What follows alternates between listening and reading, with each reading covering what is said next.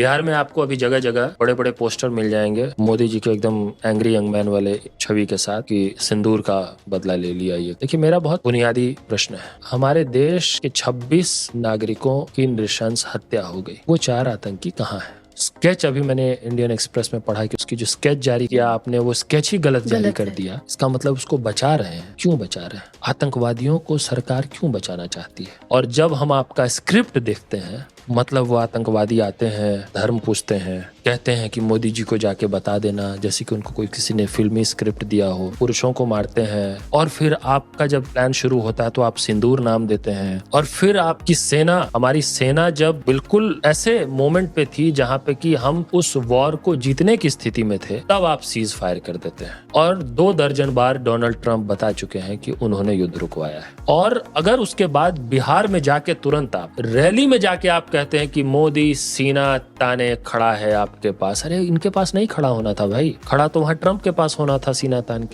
तान के खड़ा है, मेरे रगों में सिंदूर बहता है, खून नहीं बहता है, सिंदूर का पौधा लगा रहे हैं 4 कैमरामैन को लेकर। ये स्क्रिप्ट है। जिस आदमी ने ये कहा है एक बार एक और आतंकवादी घटना के बाद कि आप अपना फर्स्ट वोट जो है, फर्स्ट टाइम वोटर से अपील किया कि वो आप सेना के नाम पे दीजिए, उससे ये कहते कितनी देर लगेगी कि महिलाओं से मैं अपील करता हूं कि आप अपना वोट जो है सिंदूर के नाम पे दीजिए। ये तो देश के साथ खिलवाड़ कर रहे हैं। हर देशभक्त को सवाल पूछना चाहिए भाई। बीजेपी का जो सपोर्टर है उसको भी पूछना चाहिए। हमारी ब्रेव आर्म्ड फोर्सेस को एक डरपोक प्रधानमंत्री मिल गया है, ट्रंप से डरने वाला प्रधानमंत्री मिल गया है, और इसके बावजूद आप लगे हुए हैं। लोग चर्चा नहीं कर रहे हैं, लेकिन आप दिन रात सिंदूर सिंदूर सिंदूर बोल रहे हैं। अभी क्यों बिहार में सिंदूर सिंदूर कर रहे हैं आप? इसका क्या जवाब है? और जहां करना था उसको तो आपने गुजरात में छोड़ दिया है। सिंदूर का मोल जसोदाबेन जानती है, और कौन जानता है? और ये आदमी चला है घर घर सिंदूर बांटने। देखिए, किसी को भी जिसको देश की चिंता है वो तो ये बात पूछेगा ना। ये बात जो नहीं पूछेगा उसको तो सच में देश की चिंता ही नहीं है, उसको तो व्यक्ति के इमेज की चिंता है।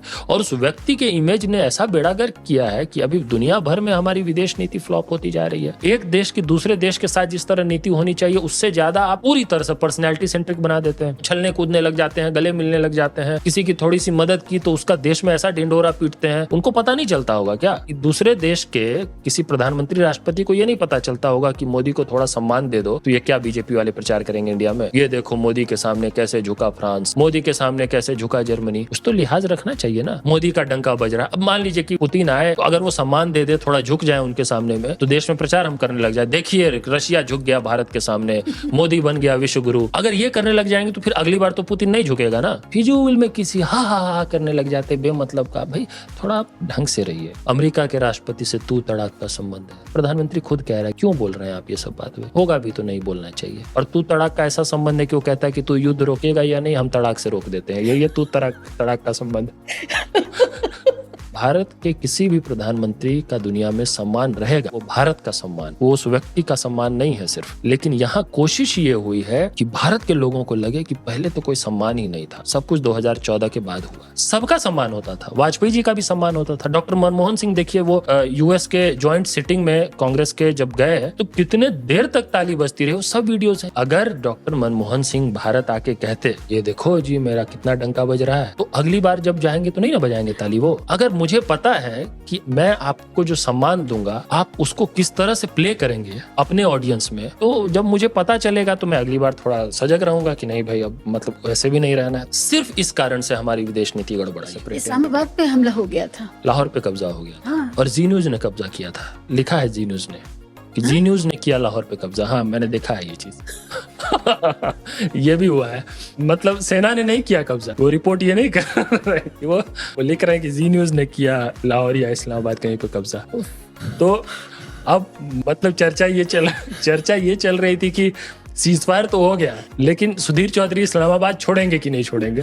सवाल ये है, आज तक जो लाहौर में मोदी को ट्रंप ने रोक लिया, आज तक को कौन रोकेगा? तो ये मीडिया की बेशर्मी, तो ये क्योंकि मीडिया जो ऑपरेट कर रही है हमारे देश में, media is not a separate independent entity, it is the extension of the executive. कोई कितना भी सनक जाएगा इस तरह की रिपोर्टिंग खुद से नहीं करेगा। गर्व करना बड़ा सुंदर काम है और बहुत आसान काम है और उसका रिटर्न सबसे ज्यादा होता है। आप गर्व किसी से भी आराम से करवा सकते हैं, किसी भी बात पे करा सकते हैं। गर्व करो कि आप दिल्ली में रहते हो, क्यों नहीं कर सकते गर्व? कोई चीज है ही नहीं जिसपे आप गर्व नहीं कर सकते। तो आप बिहार के हैं, इस पे भी गर्व करो। आप इस जाति के हैं, इस पे भी गर्व करो। आप इस धर्म के हैं, इस पे भी गर्व करो। आप इस क्षेत्र से हैं तो इस पे भी गर्व करो। तो नेताओं का मुख्य काम रह गया है जनता को गर्व कराना। गर्व कराने में कोई बजट बनाने की जरूरत नहीं पड़ती, कोई पैसा खर्च नहीं होता और गर्व कराने का रिटर्न सबसे हाई है। आप अच्छे से गर्व करवा दिया अगर आपने पब्लिक को, तो टूट पड़ेगी पब्लिक आपको वोट देने के लिए। उसको वो हालत खराब है, भविष्य का कोई ठिकाना नहीं है। लेकिन अगर सेंस ऑफ प्राइड आ गया तो ये जो बिहार की खासियत ये है कि बिहार के लोगों को खूब गर्व कराया जाता है, लेकिन बिहार का नौजवान आज मजबूर है इस देश के अलग अलग शहरों के लेबर चौक पर खड़े होने में। अब उस शहर के लेबर चौक पे खड़े होकर अपने गौरवशाली इतिहास पे गर्व कर रहा है और सुबह सुबह लेबर चौक पे खड़ा है जहाँ पे कि उसको पता नहीं कि आज की मजदूरी उसको मिलेगी कि नहीं मिलेगी।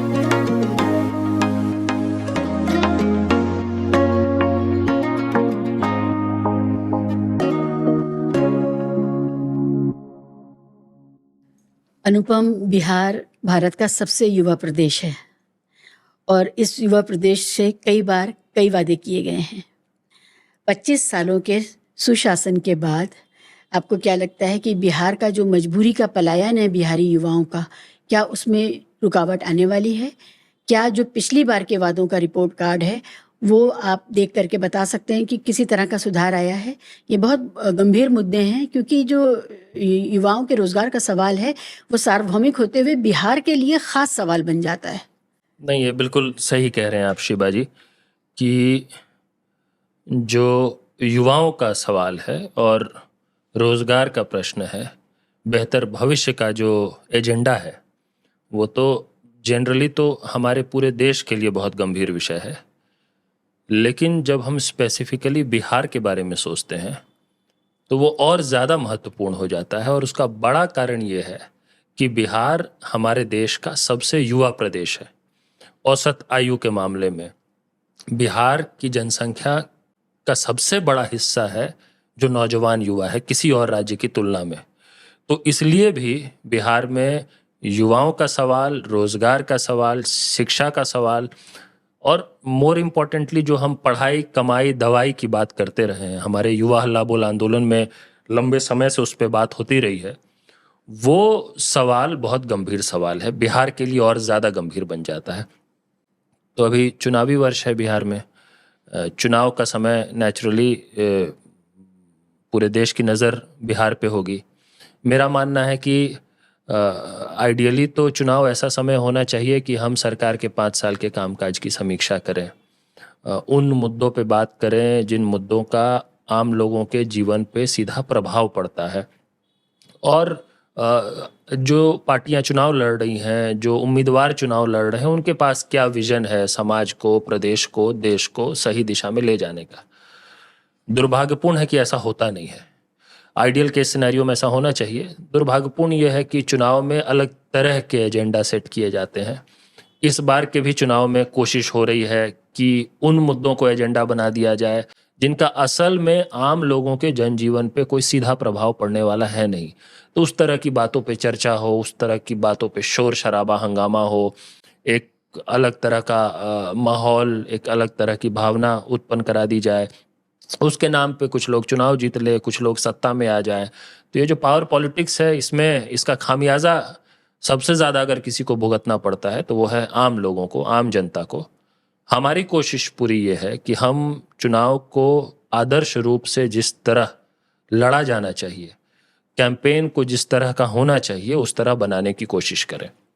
कैंपेन को होना ये चाहिए कि हम बिहार के जनता, बिहार के युवा, बिहार की महिलाओं के लिए, बिहार के किसानों के लिए, बिहार के मजदूरों के लिए क्या किया जाना चाहिए, उनकी क्या हालत है और उससे निकालने के लिए, उसको बेहतर बनाने के लिए क्या क्या कर सकते हैं, उस पर चर्चा हो, उस पर चुनावी विमर्श बने। उस पर चुनावी विमर्श बनेगा तो बिहार की जीत होगी। अगर उस पर चुनावी विमर्श ना बन के विमर्श इस पे बनेगा कि पाकिस्तान में क्या चल रहा है और अफ़गानिस्तान में क्या चल रहा है, और जो मैं अक्सर कहता हूँ कि आम लोगों को एक नई तरह की बीमारी से ग्रसित कराने की कोशिश हो रही है, जिसको मोदियाबिंद कहते हैं। वो मोदियाबिंद में समस्या ये है कि उसमें जितना दूर आप देखने की कोशिश करें उतना क्लियर दिखेगा। बलूचिस्तान में क्या हो रहा है वो बिहार में बैठे आदमी को बहुत स्पष्ट दिखता है। उसके गांव में क्या हो रहा है अरे इसको कट कर दे, मुझे ज्यादा हंसी आ गई। नहीं नहीं ठीक है, कोई बात नहीं, हंसने की ही बात है। हंस ही सकते हैं, रोना चाहिए वैसे तो मतलब ये बड़ा अनफॉर्चुनेट है। तो जब हमने यात्रा की थी, आपको ध्यान में होगा 2022 के फर्स्ट हाफ में मैंने पूरे बिहार की एक प्रदेश व्यापी यात्रा की थी, और उस यात्रा में पहली बार मैंने इस टर्म का इस्तेमाल किया। उसके बाद कुछ लोग और नए नए मार्केट में आए हैं बिहार की राजनीति में, वो लोग भी इस टर्म का इस्तेमाल कर रहे हैं, तो ठीक है। लेकिन ये मोदियाबिंद बड़ा खतरनाक आंखों की और विजन की समस्या है, जहां आपको अपने घर के सामने के नाली में जल जमाव हो गया है और आपको घर से निकलने के लिए नाव का इस्तेमाल करना पड़े, वो दिखाई नहीं देता है। आपके घर में कोई नौजवान पढ़ लिख के बेरोजगार है, वो दिखाई नहीं देता है। आपके घर में जो सब्जी आ रही है, जो अनाज आ रहा है, वो कितना महंगा आ रहा है, गैस का सिलेंडर कितना महंगा आ रहा है, घर चलाना कितना मुश्किल हो गया, वो दिखाई नहीं देता है। लेकिन आपको यूक्रेन में क्या हुआ है रशिया के साथ, वो आपको गांव के चौक चौक पे बैठ के उसके एक्सपर्ट्स आपको मिलेंगे, जो आपको पूरी गंभीरता से बताएंगे कि असल बात जो है ना, जो वहाँ मामला हुआ है वो ये है। तो अब उसमें मीडिया का बड़ा योगदान भी है कि हमारे देश की मास मीडिया जो है वो भी हमारे माइंड को उस तरह से ओरिएंट करने की कोशिश करती है कि हमको वहाँ जितना दूर हो उतना क्लियर दिखे। अब सुनने में तो लगता है कि ये तो बहुत, मतलब ये तो गुण है, ये दोष नहीं है, दूर की चीजें स्पष्ट दिख रही हैं, उसमें क्या दिक्कत है? ग्लोबल चिंताएं हैं। लेकिन दूर की चीजें स्पष्ट दिखे और अपने इर्द गिर्द की चीजें जो है वो धूमिल हो जाए, तो ये तो चिंताजनक है। चुनाव में हमारी कोशिश ये है कि हमारे इर्द गिर्द जो हो रहा है वो भी हमको स्पष्ट रूप से दिखे। हमारी जो, हम अगर गर्त में जा रहे हैं तो हमको पता रहे कि भाई हम गर्त में जा रहे हैं। ये ना हो कि किसी ने एनेस्थेसिया दे दिया। ये बात मैं अक्सर कहता हूँ कि आज की राजनीति में क्या होता है कि धर्म, जाति, भाषा और तरह तरह की आइडेंटिटीज़ को एनेस्थीसिया की तरह इस्तेमाल किया जाता है। तो जो लोग हमारी चर्चा को सुन रहे होंगे वो समझते हैं कि एनेस्थीसिया क्या होता है। तो अब डॉक्टर को अगर दांत निकालना होता है तो वो एक इंजेक्शन दे देता है, फिर दर्द गायब हो जाता है, फिर बड़े आराम से वो दांत को बाहर निकाल लेता है। तो ये जो है ना, ये जाति धर्म का एनेस्थीसिया है जो दे दिया जाता है आम पब्लिक को, तो उसके बाद बेरोजगारी, महंगाई वो महसूस ही नहीं होती है। तो ये बार बार दिया जा रहा है आम लोगों को। उनको पता होना चाहिए कि इस इंजेक्शन से हमको बचना है। ये इंजेक्शन जो है ये हमारे शरीर में होने वाली गड़बड़ी, तोड़फोड़ जो है उसका भी हमको पता नहीं चलने दे रहा है। तो वो भी एक कोशिश है कि इस चुनाव में हम लोग कर पाए। जहाँ तक देखिए बिहार की बात है, बिहार एक मायने में बड़ा विशेष राज्य है। आप किसी भी नेता से कभी भी बिहार के बारे में बात करेंगे तो वो इतनी अतिशोक्तियों में और इतने अलंकारों में बात करेगा। और मैं एक सिंपल टेस्ट दे रहा हूँ, ये आपके लिए नहीं, जो लोग सुन रहे हैं देख रहे हैं उनके लिए भी एक सिंपल टेस्ट है। आप किसी भी सोशली पॉलिटिकली एक्टिव बिहारी से कहिए कि 5 मिनट बिहार के बारे में बात करो, मैं गारंटी से कह सकता हूं कि वो 90% समय जो है वो इतिहास की बात करेगा। गौरवशाली इतिहास, गौरवशाली इतिहास, सैकड़ों हजारों साल का इतिहास। गौतम बुद्ध, महावीर, गांधी को महात्मा बना दिया हमने ये किया। हम ज्ञान की भूमि है, हम क्रांति की भूमि है, परिवर्तन की भूमि है, चाणक्य की हम धर्म की भूमि है, हम भारत का इतिहास हम ही है। और जो पूरा हमने रिपब्लिक दिया, हमने लोकतंत्र दिया, अंत ही नहीं है। अब ठीक है, इससे कोई मुझे आपत्ति दिक्कत नहीं है, अच्छी बात है। ये बिहार का सच में गौरवशाली अतीत है, इतिहास है। लेकिन समस्या ये है कि बिहार पे होने वाली हर चर्चा जो है, क्योंकि मैं ये अनुभव कर चुका हूँ, मैं कई ऐसे डिस्कशंस में जाता हूँ, कई ऐसी सभाओं में बुलाया जाता हूँ जहाँ पे कि बिहार पे डिस्कशन करना होता है, और मैं स्पीकर्स को जब सुनता हूँ तो सब ये सारी अच्छी अच्छी बातें करते हैं, और इन अच्छी बातों के कारण फिर गर्व करने को कहते हैं कि गर्व करो बिहारी हो। गर्व करना बड़ा सुंदर काम है और बहुत आसान काम है, और उसका रिटर्न सबसे ज़्यादा होता है। आप गर्व किसी से भी आराम से करवा सकते हैं, किसी भी बात पे करा सकते हैं। गर्व करो कि आप दिल्ली में रहते हो, क्यों नहीं कर सकते गर्व? इस पे भी कर सकते हैं। और गर्व करो कि आप गोवा में रहते हैं, उस पर भी गर्व कर सकते हैं। कोई चीज़ है ही नहीं जिस पे आप गर्व नहीं कर सकते। तो आप बिहार के हैं, इस पे भी गर्व करो। आप इस जाति के हैं, इस पे भी गर्व करो। आप इस धर्म के हैं, इस पे भी गर्व करो। आप इस क्षेत्र से हैं तो इस पे भी गर्व करो। तो नेताओं का मुख्य काम रह गया है जनता को गर्व कराना। गर्व कराने में कोई बजट बनाने की जरूरत नहीं पड़ती, कोई पैसा खर्च नहीं होता, और गर्व कराने का रिटर्न सबसे हाई है। आप अच्छे से गर्व करवा दिया अगर आपने पब्लिक को, तो टूट पड़ेगी पब्लिक आपको वोट देने के लिए। उसको वो हालत खराब है, भविष्य का कोई ठिकाना नहीं। लेकिन अगर सेंस ऑफ प्राइड आ गया, तो ये जो बिहार की खासियत ये है कि बिहार के लोगों को खूब गर्व कराया जाता है, और ये इतिहास के नाम पे कराया जाता है। और बिहार के तुम मत हंसो भाई। यार तुम्हारे हंसी के कारण गड़बड़ा जा रहा है। तो बिहारियों को बार बार अलग अलग कारणों से गर्व कराया जाता है कि आप गर्व करिए कि आप ऐसे प्रदेश से हैं, आप ज्ञान की भूमि से हैं, आप जहाँ से इतने धर्मों का सृजन हुआ, आप ऐसी जगह से हैं, आप क्रांति की भूमि से हैं, देश में हर बड़ा बदलाव बिहार से शुरू होता है। इस तरह की सारी अच्छी अच्छी सुंदर सुंदर बातें करते हुए बिहारियों को बताया जाता है कि इसलिए आप गर्व करिए। लेकिन आज की जो हालत है बिहार की, कहा तो जा रहा है कि आप गर्व करिए बिहारी होने पर, लेकिन बिहार का नौजवान आज मजबूर है इस देश के अलग अलग शहरों के लेबर चौक पर खड़े होने में। अब उस शहर के लेबर चौक पे खड़े होकर अपने गौरवशाली इतिहास पे गर्व कर रहा है, और सुबह सुबह लेबर चौक पे खड़ा है जहां पे कि उसको पता नहीं कि आज की मजदूरी उसको मिलेगी कि नहीं मिलेगी। वो अपने परिवार से दूर, अपने जड़ों से दूर, अपने बच्चों से दूर, अपने माँ बाप से दूर सैकड़ों किलोमीटर किसी शहर के लेबर चौक पे सुबह 7 बजे खड़ा है इस इंतजार में कि कोई आएगा और कहेगा कि आज तुमको ये काम करना है यहाँ पे हमारे घर पे। और वो दिहाड़ी मजदूर जो है, वो आज के समय वर्तमान बिहार का ये है कि जिस बिहार पे सिर्फ गर्व कराने की कोशिश हो रही है। और मैं कई कार्यक्रमों में जाता हूं, अक्सर सुनता हूं, गर्व मुझे भी है बिहारी होने पे, लेकिन गर्व करने का अर्थ अगर ये है कि हम अपनी कमियों पे, अपनी खामियों पे, अपनी बदहाली पे गर्व का ही पर्दा डाल दें, तो ये तो धोखा है। जो लोग गर्व का पर्दा डाल रहे हैं हमारी कमजोरियों पे, हम कहाँ लैग कर रहे हैं उस पे, उससे बड़े धोखेबाज बिहार के कोई नहीं है। लेकिन बहुत सारी पार्टियां हैं, बहुत सारे नेता हैं जो इसी काम में आज के समय लगे हुए हैं। और आज के बिहार की हकीकत यह है कि अपमान का घूंट पीकर बिहार के लोग इस देश के अलग अलग शहरों के लेबर चौक पे खड़े पाए जाते हैं। पलायन की जो पीड़ा है वो हर परिवार की कहानी है। अगर आप तरीके से बिहार में घूमेंगे, कोई परिवार ऐसा नहीं होगा जिस परिवार का बच्चा हो, भाई हो, पिता हो, कोई ना कोई ऐसा हो जो अपने घर से, परिवार से मजबूरी में दूर है। कई लोग मुझे ऐसे मिलते हैं, खासतौर पे कई बुद्धिजीवी वर्ग में ऐसे लोग मिलते हैं जो फिर मुझसे ये डिबेट करते हैं कि नहीं, पलायन तो कोई बहुत खराब चीज़ नहीं है, इससे तो इवॉल्व होता है ह्यूमन सोसाइटी माइग्रेशन से, और ये सब वो नहीं समझते कि मैं क्या कह रहा हूँ। मैं समझ रहा हूँ कि वो क्या कह रहे हैं, उस हद तक मैं सहमत भी हूँ उस एकेडमिक डिस्कोर्स से, पलायन के एकेडमिक डिस्कोर्स से।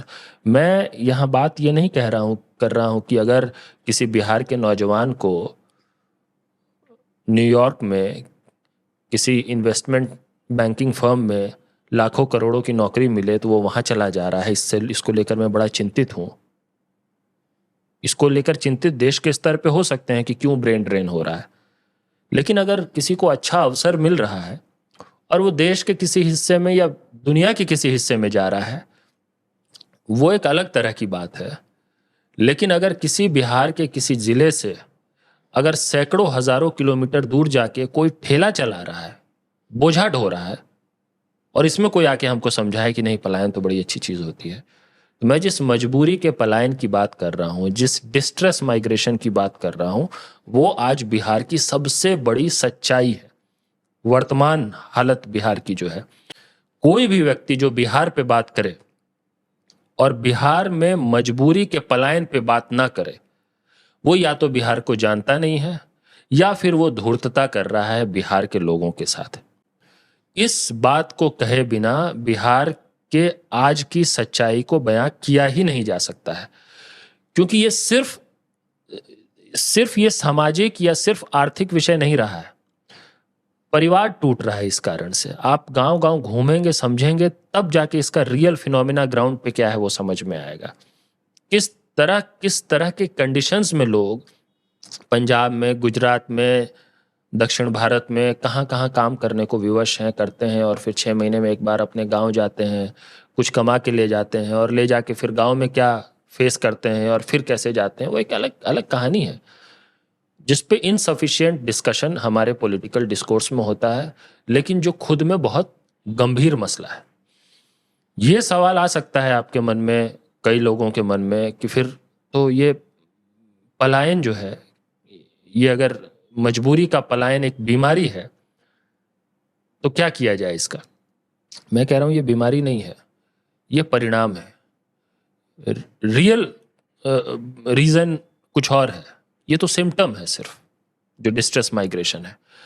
अगर इसको हम विस्तार से समझने की कोशिश करेंगे कि क्यों ऐसी स्थिति बनी है, तो उस विस्तार के से समझने की प्रक्रिया में पूरे बिहार को आप समझ जाएंगे। सिर्फ अगर इस एक बिंदु को समझने की हम कोशिश करें कि क्यों बिहार से आज मजबूरी का पलायन हो रहा है और वो क्यों नहीं रुक रहा है।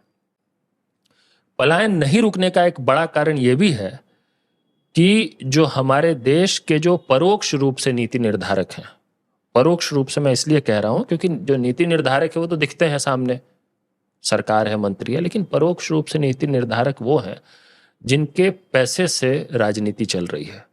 जो बड़े पूंजीपति जो हैं, जो गुजरात बंबई में बैठे हुए हैं, असल में उनकी योजना है।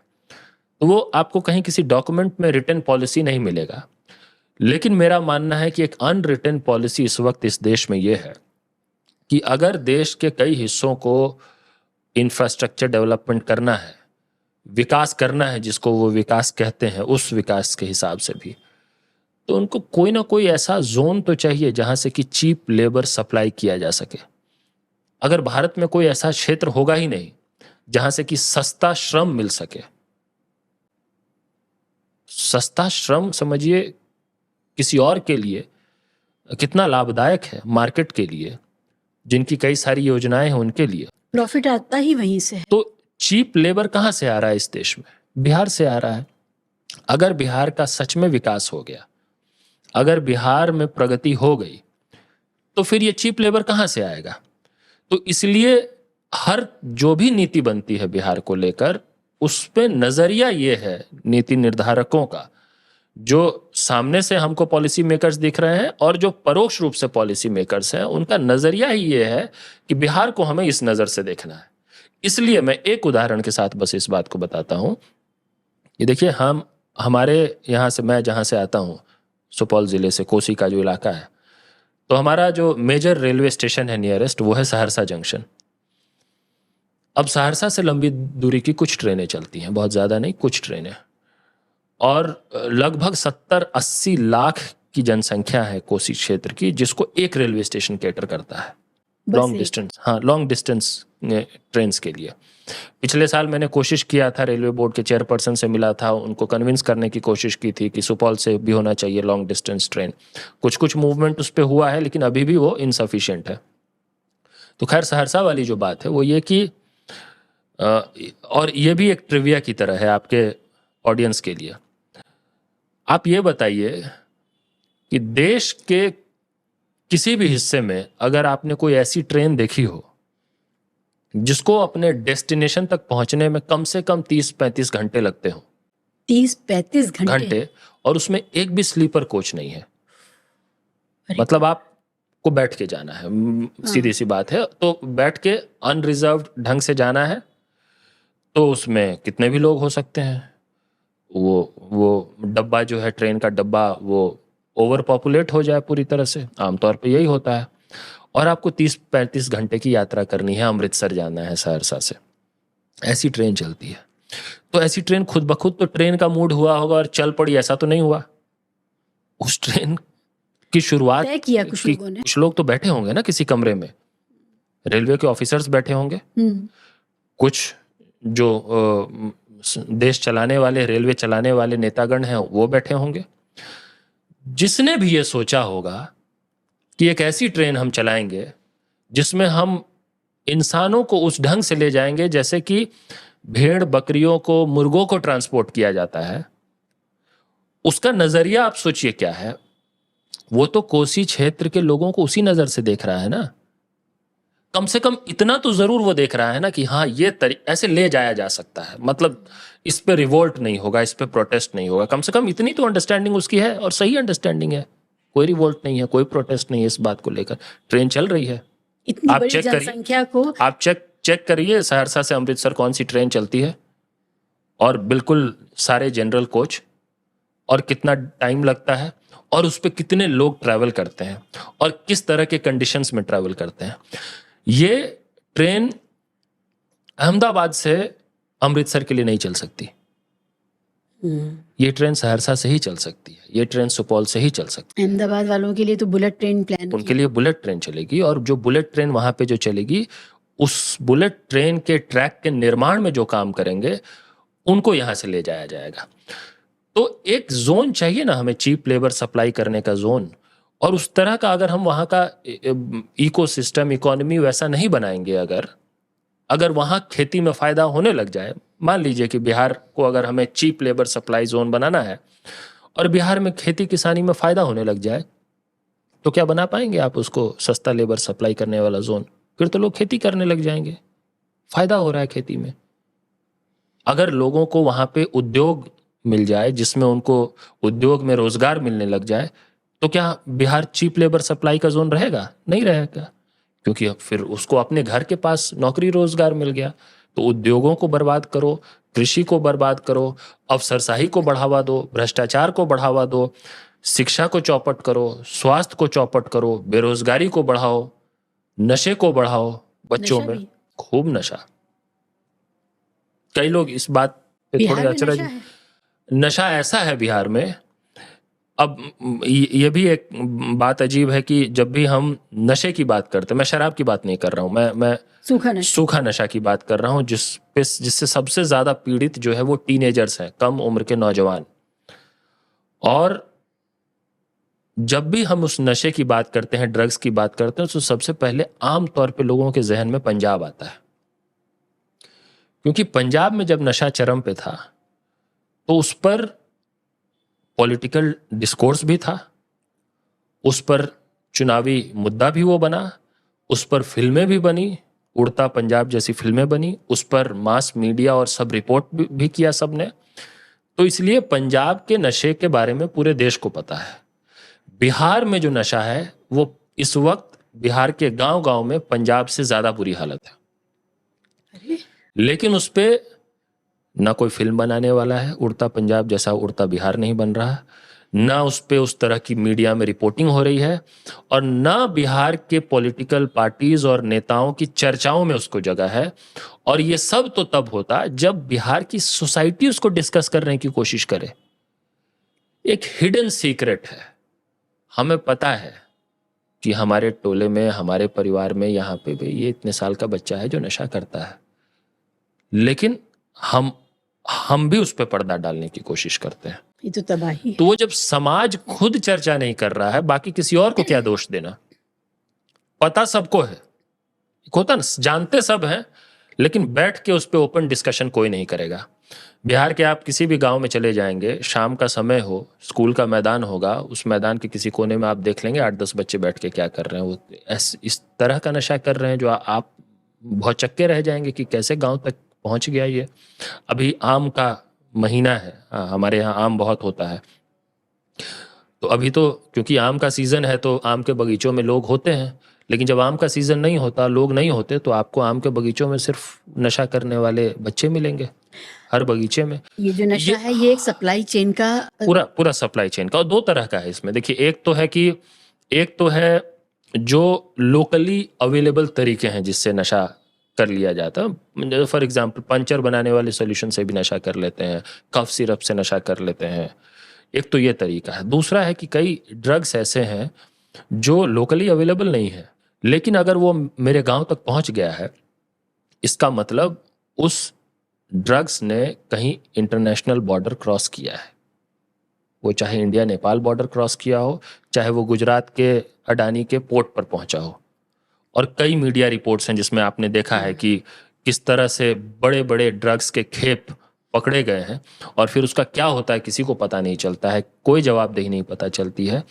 तो इस तरह के कई ड्रग्स हैं जो बहुत महंगा है, और ऐसे बच्चे वो नशा कर रहे हैं जिनके परिवार की हालत ही नहीं है उतना, मतलब वो ये अनइमेजिनेबल है। रिहैब सेंटर नहीं भेज सकेंगे। सिर्फ रिहैब सेंटर ही नहीं, आप समझिए अगर कोई ऐसा ड्रग्स है जिसपे 10-20 ग्राम के लिए उसको 2000 रुपया खर्च करना पड़ रहा है 14 साल के बच्चे को, कहाँ से ला रहा है 2000 रुपये? बिल्कुल रियल बात करते हैं हम लोग ना। 14-15 साल का बच्चा अगर आप किसी ऐसे गांव में, जिस गांव में बाजार भी नहीं है, सिर्फ 2 गुमटी है, कोई चाय की दुकान है, एक पान की दुकान है, उस चाय की दुकान पे वो ड्रग्स मिल रहा है। आप रीच देखिए कितनी जबरदस्त है। और अगर वहां से वो बच्चा 2000-3000 रुपए में वो ड्रग्स ले रहा है, वो 2000-3000 रुपया कहाँ से ला रहा है? सबसे पहले वो अपने घर में चोरी करता है, 2 बार 3 बार 4 बार किसी न किसी दिन पकड़ा जाता है, और उसके बाद वो ट्रेंड बनने के बाद फिर वो बाहर अपराध करता है। फिर वो चोरी बाहर भी कर सकता है, फिर वो 4 लोगों का गुट बनाकर रात के 9-10 बजे किसी मोड़ पे खड़े होकर किसी की मोटरसाइकिल छीन सकता है। फिर उसको पता है कि मोटरसाइकिल छीनने के लिए क्या हाथ में हथियार होना चाहिए, तो वो चाकू छुरा भी रख सकता है, कट्टा भी रख सकता है। और फिर तो पहले तो वो नशा करने के लिए अपराध कर रहा है, और उसके बाद जब वो नशा कर ले रहा है तो अपराध कर रहा है। फिर तो वो 30 मार खाए है, नशे में है तो उसको तो किसी बात का डर नहीं है। फिर उसके बाद किसी से उसकी झड़प हो जाए, देखिए मर्डर हो जाएगा। फिर तो वो किसी के घर में, किसी के आंगन में कूद सकता है, किसी के साथ छेड़खानी कर सकता है, कहीं चोरी कर सकता है। तो नशा ये फिनोमेना ऐसा है जिसपे चर्चा ही नहीं हो रही है। मैं बहुत परेशान रहता हूँ इस बात को लेकर, जहां जहां मौका मिलता है वहां वहां बात करता हूँ।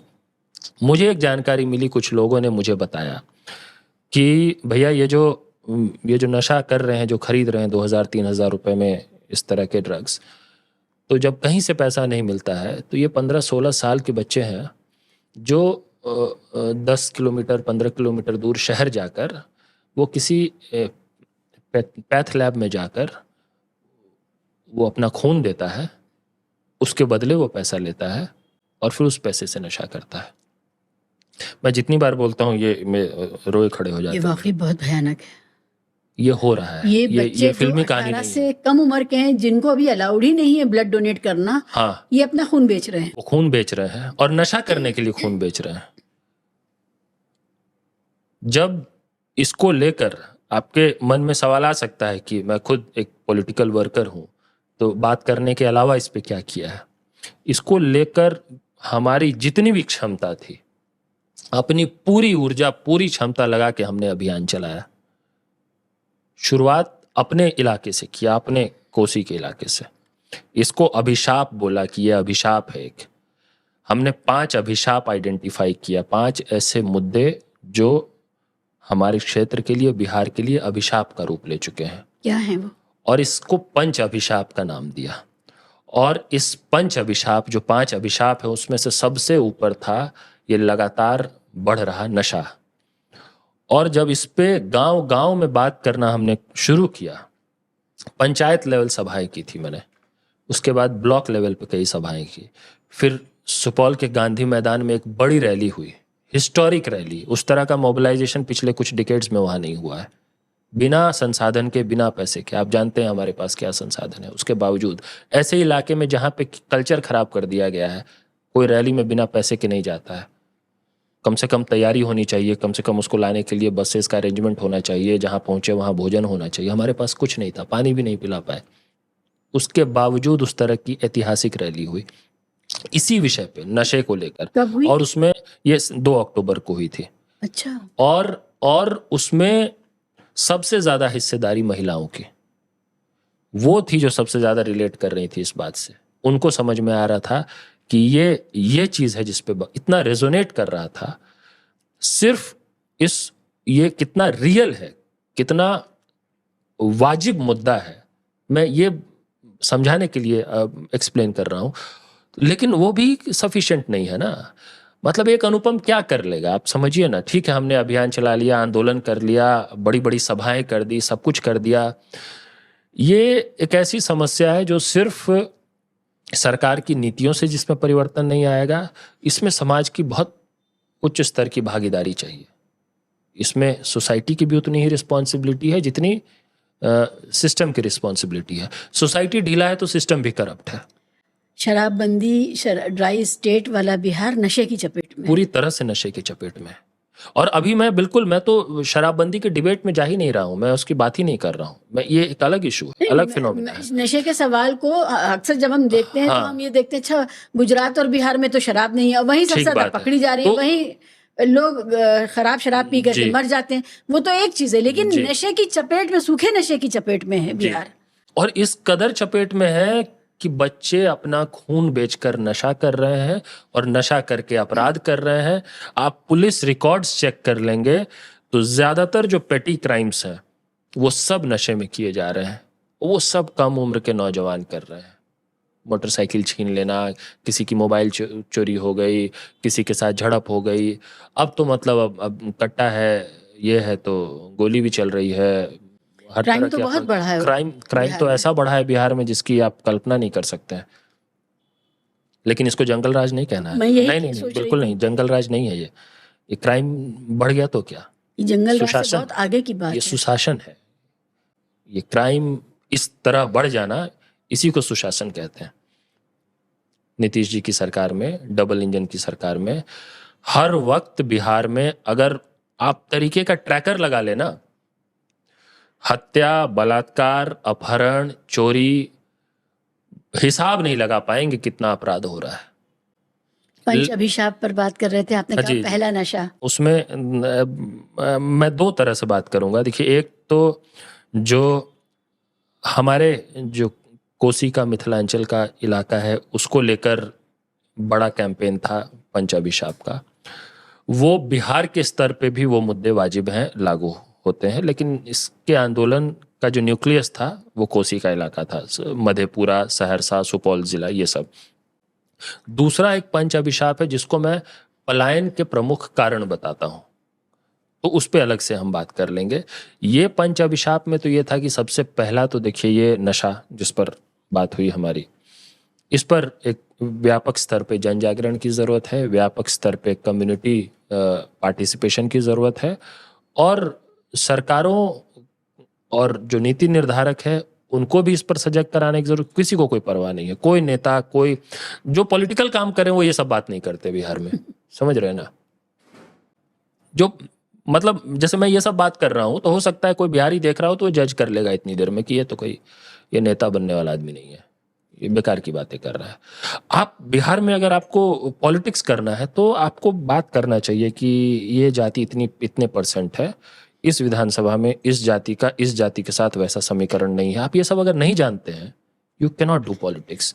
इफ यू डोंट अंडरस्टैंड कि कौन कौन सी जातियों का तालमेल हो सकता है, किसका नहीं हो सकता है, कहाँ पे लोकली जो है किस जाति के कौन से लोकल लीडर्स हैं, जिसका किसी और जाति के लीडर्स के साथ किस तरह का इक्वेशन है। आपको सिर्फ जाति समझ में आना चाहिए। आप जाति समझते हैं तो राजनीति समझते हैं, आप जाति नहीं समझते हैं तो फिर आप ये सब क्या बात कर रहे हैं, नशा, बेरोजगारी, पेपर लीक, शिक्षा, स्वास्थ्य, मतलब एनजीओ टाइप की बातें कर रहे हैं। लोगों को ये लगेगा इससे कुछ होता है नहीं, परिवर्तन होता है नहीं। तो क्लियर स्टीरियोटाइपिंग है। मतलब वैसे मुद्दों पर बात नहीं होनी। आपको आप असली मुद्दों पे जैसे ही बात करेंगे तो आप पॉलिटिकल बात नहीं कर रहे हैं। आप आम लोगों के नजर में, जहन में, जैसे कुछ चीजों की परिभाषा बदल दी गई है ना। इतनी बदकिस्मती। हाँ, बदकिस्मती की बात ये, परिभाषा कई चीजों की बदली गई है। उसमें से जैसे एक है फॉर एग्जाम्पल कि अगर कोई भ्रष्ट है बहुत, तो हम लोग के गांव घर में कहा जाता है कि वो बहुत तेज है। भ्रष्ट नहीं कहा जाता उसको, ही इज नॉट करप्ट। तेज है, बहुत काबिल है, स्मार्ट है। और अगर कोई बहुत ईमानदार है तो उसको बेवकूफ कहा जाता है। एकदम फ्यूज उड़ा हुआ है, बेवकूफ है ये है जिस ढंग से हम लोग कई नेगेटिव वॉइसेस को नॉर्मलाइज कर रहे हैं, उसमें से एक ये चीज़ भी है कि आप के पास कितना भी बिहार का विजन हो, आपके पास बिहार के इतिहास से लेकर वर्तमान की समझ हो, आपके पास समाज के हर वर्ग को साथ लेने की इच्छा हो, आप कभी भी जाति को, धर्म को ओवर प्ले नहीं करते हैं या प्ले नहीं करते हैं अपने पॉलिटिकल इंटरेस्ट के लिए, तो फिर आप तो बिहार में आप पॉलिटिक्स नहीं कर सकते। ये मतलब कोई कोशिश भी नहीं करता कि नहीं राजनीति ऐसी होनी चाहिए, आप सीधा रिजेक्ट कर दिया जाता है। तो हम जिस पंच अभिशाप की बात करते हैं वो तो मतलब बिहार में पॉलिटिकली रिजेक्ट होने वाला मामला है कि आप ये सब बात करके रिजेक्ट हो जाएंगे। लेकिन पार्टियों का जो भी नज़रिया हो, जो जिस तरह सोसाइटी का पार्टिसिपेशन मुझे मिला वो अनप्रेसिडेंटेड था, अनप्रेसिडेंटेड।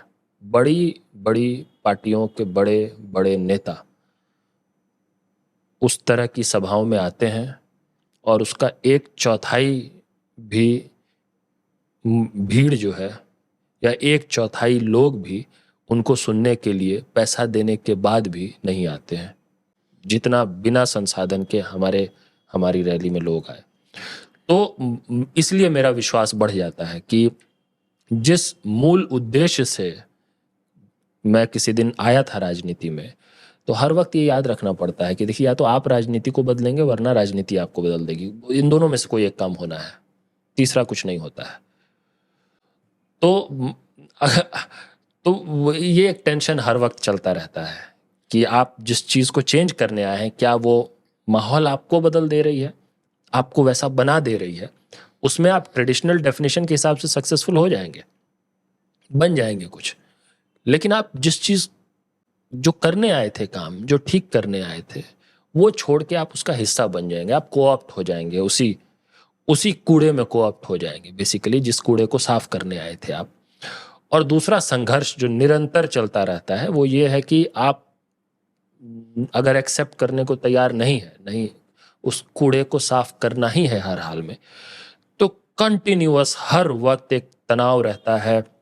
वो तनाव आप सिर्फ बाहर नहीं लड़ रहे हैं, वो आप अंदर भी लड़ाई लड़ते रहते हैं हर वक्त उससे, अपने अंदर भी, अपने टीम में भी, अपने समाज में भी, अपने परिवार में भी।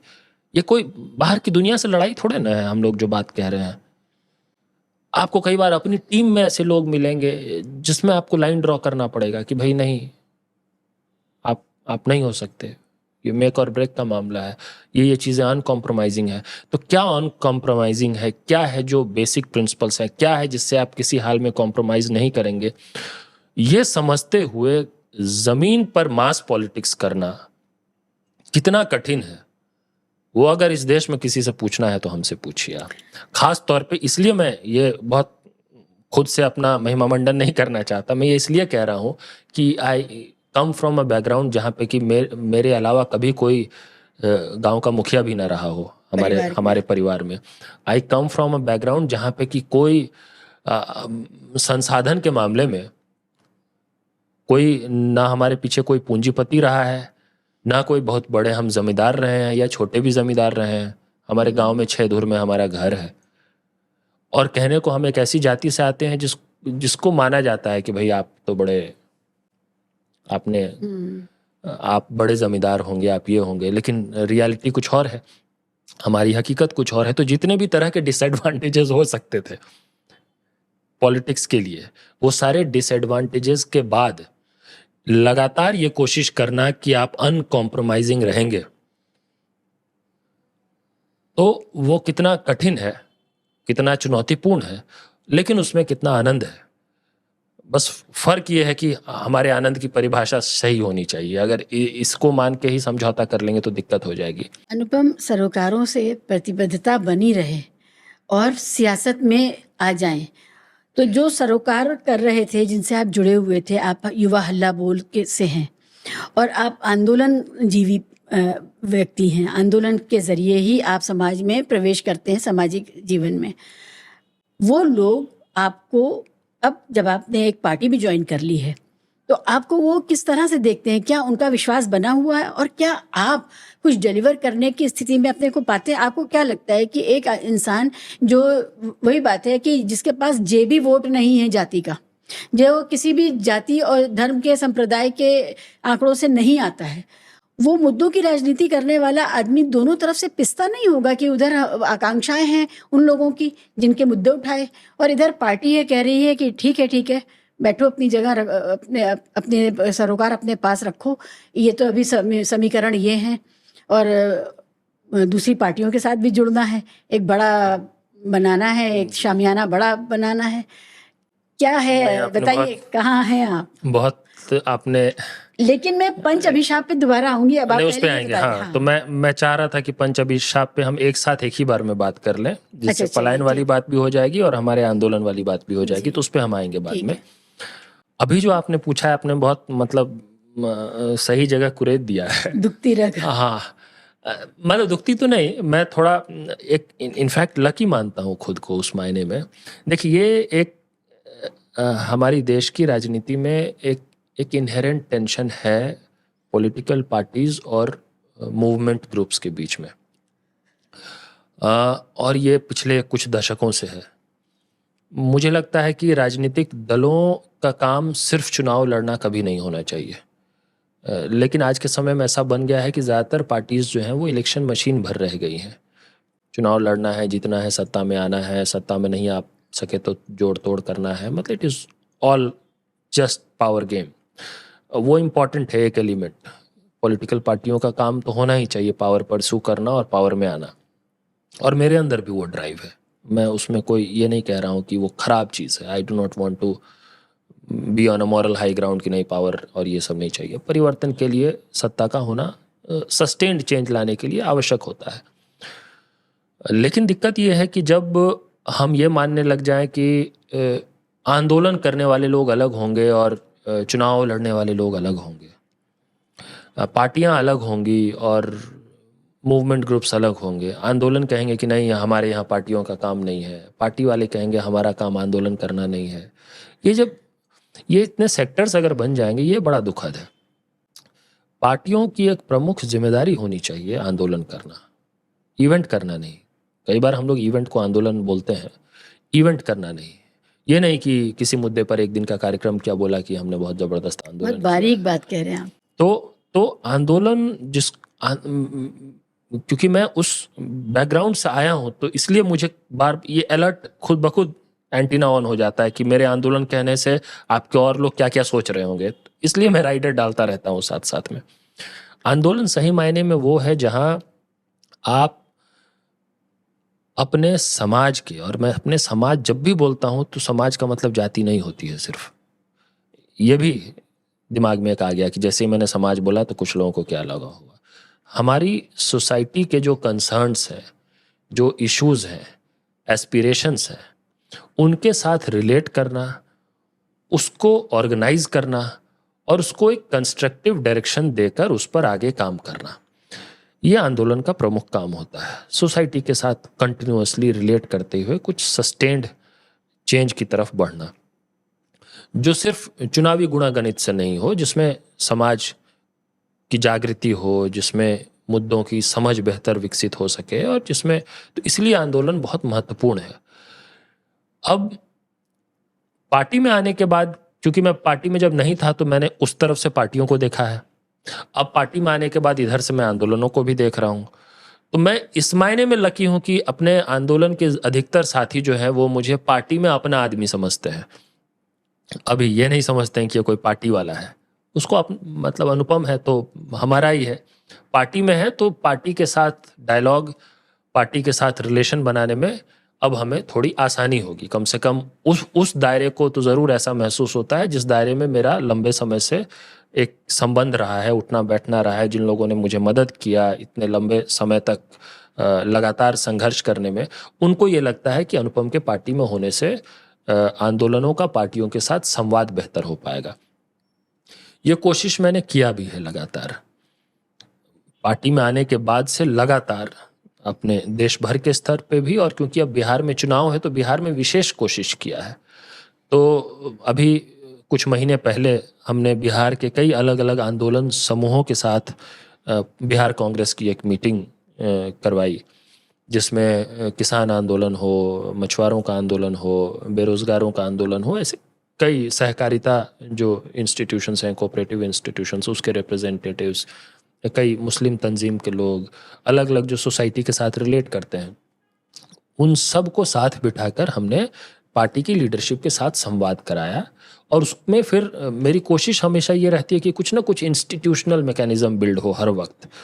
ये नहीं हुआ कि एक मीटिंग हुआ, बात हो गई, अच्छी बात हुई, ठीक हो गया, तो कुछ इंस्टीट्यूशनलाइज हो, कुछ क्रिएट हो उसमें से।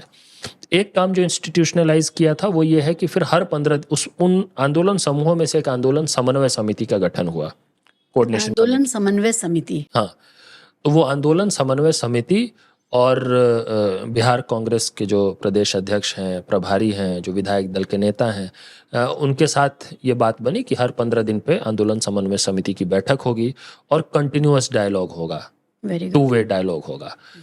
अब ये कांग्रेस पार्टी ये काम कर रही है, उसमें मैं पुल बन पाया हूँ, तो ये मुझे लगता है कि ये अगर ये काम कर रहा हूँ तो फिर ये दुखती रग नहीं है, फिर तो मुझे लगता है कि कंट्रीब्यूशन है। तो और उसके नाते फिर कई जगहों पे कई कार्यक्रम हुए। अभी कुछ दिन पहले बक्सर में एक बड़ा कार्यक्रम हुआ है जहाँ पे कि एक लगातार एक किसान आंदोलन चल रहा है, भूमि अधिग्रहण को लेकर मुआवजा पूरा नहीं देने के विरोध में।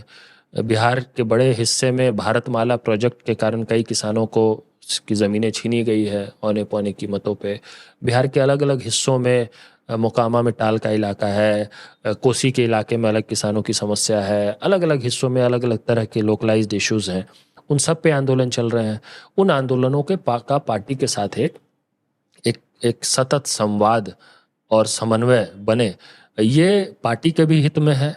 और ये इससे कम से कम आंदोलनों का भी पार्टियों के प्रति एक थोड़ा विश्वास बढ़ता है कि नहीं, हमारी बात सुनी जा रही है, बात हो रही है और इनकी दिशा ठीक रहेगी। और मेरा मानना है कि जब तक हम ज़मीनी आंदोलनों से गाइड होते रहेंगे तब तक हमारी दिशा ठीक रहेगी। असली मुद्दा ही और हम अगर कट जाएंगे आंदोलनों से तो फिर हमारा रास्ता नेचुरली बिखर जाएगा। तो ये एक काम है, क्योंकि मैं आंदोलन के परिवेश से आता हूँ, तो इस तरह के काम पार्टी में कर रहा हूँ, लगातार कोशिश हो रही है और इसका एक पॉजिटिव फल भी मिल रहा है। कोसी का जब जिक्र होता है तो हम जैसे लोग जो दूर से बैठ के कोसी का जिक्र सुनते हैं, वो बाढ़ और बाढ़ के विस्थापितों का जी, क्या है वहाँ पर स्थिति? बाढ़ के विस्थापितों के लिए कोई कुछ हुआ देखिए, है? कोसी का जो इलाका है, कोसी को सौरो ऑफ बिहार कहा जाता है। बिहार का शोक है कोसी।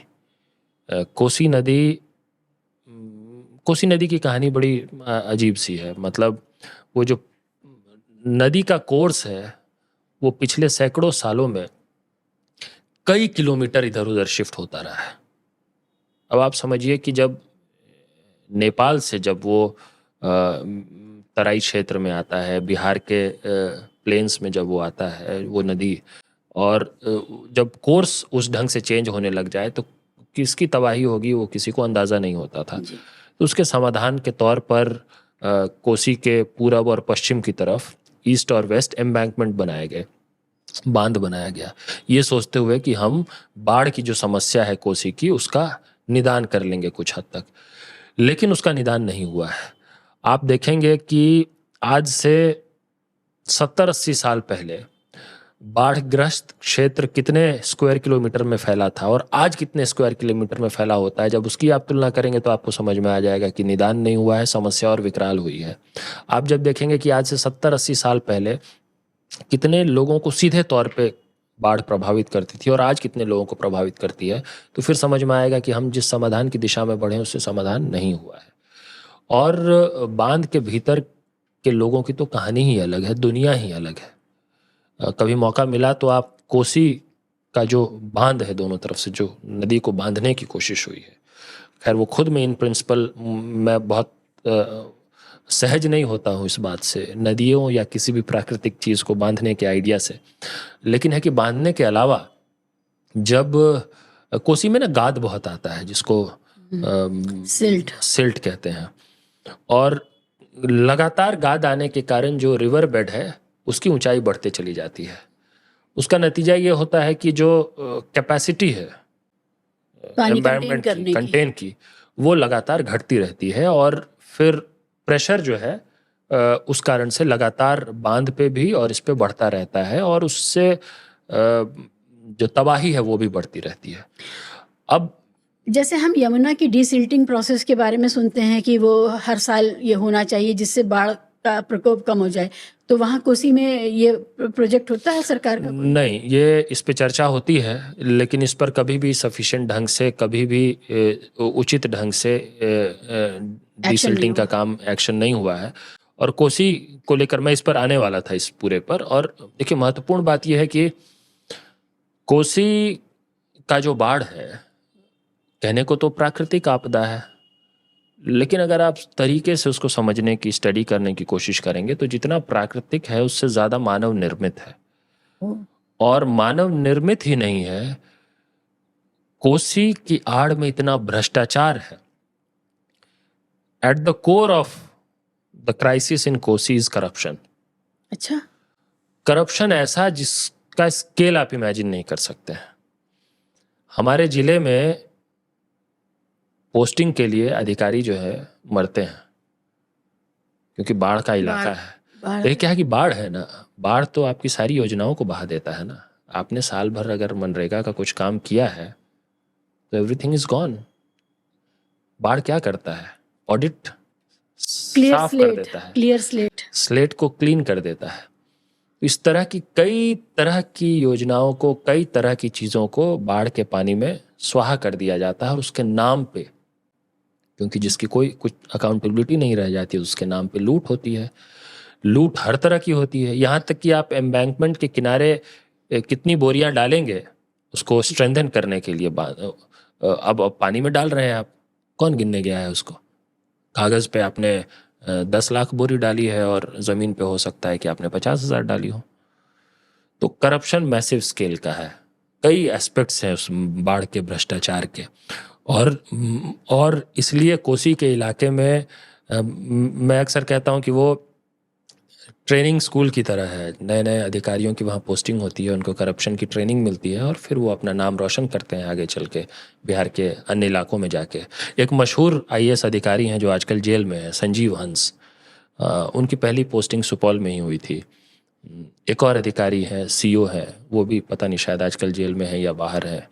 इतना लूटा लोगों को, इतना लूटा कि मतलब कि कमाल ही कर दिया। लोग ईस्ट इंडिया कंपनी को याद करने लग गए। तो इस तरह इस स्केल का करप्शन है। बिहार में जनरली करप्शन है। करप्शन इसलिए है क्योंकि अफसरशाही है। अफसरशाही इसलिए है क्योंकि नीतीश कुमार के काम करने का मॉडल वैसा है जैसा मॉडल मोदी जी का है। नीतीश जी, मोदी जी एक मायने में बहुत सिमिलर है। तो पावर को बहुत कॉन्सेंट्रेट करके रखते हैं, और उनके इर्द गिर्द के जो, जैसे केंद्र में है कि PMO ही देश चला रहा होता है। किसी विभाग का जो मंत्री है उससे ज़्यादा ताकतवर PMO का कोई स्टाफ होता है जो उस विभाग को देख रहा है। उसी तरह नीतीश जी की सरकार में 4-5 अधिकारी हैं, IAS अधिकारी, उसमें सब वैसे हैं जो रिटायर हो चुके हैं।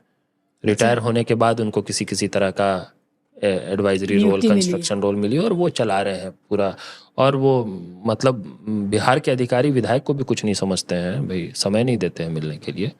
वो मामला हो, इतनी ज़्यादा अफसरशाही है। उसका नतीजा ये है कि ज़मीन पर उसका इफ़ेक्ट ये पड़ता है कि आम आदमी जो है वो अगर थाने में FIR दर्ज कराने जाए तो बिना पैसे दिए FIR उसकी दर्ज नहीं हो सकती है। यानी परिवारवाद से जान छूट भी नहीं पाई और अफसरशाही में फंस गई जनता। अफसरशाही में ऐसी फंसी है बिहार की जनता जिसकी कल्पना नहीं की जा सकती है।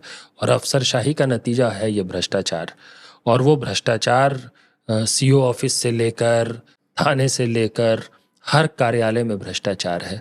ऐसा भ्रष्टाचार है कि आप अगर उस करप्शन के लूप में फिट नहीं बैठते हैं, अगर आप ईमानदार हैं तो आप प्रॉब्लमेटिक हैं, आप करप्ट हैं तो आप प्रॉब्लमेटिक नहीं हैं सिस्टम के लिए।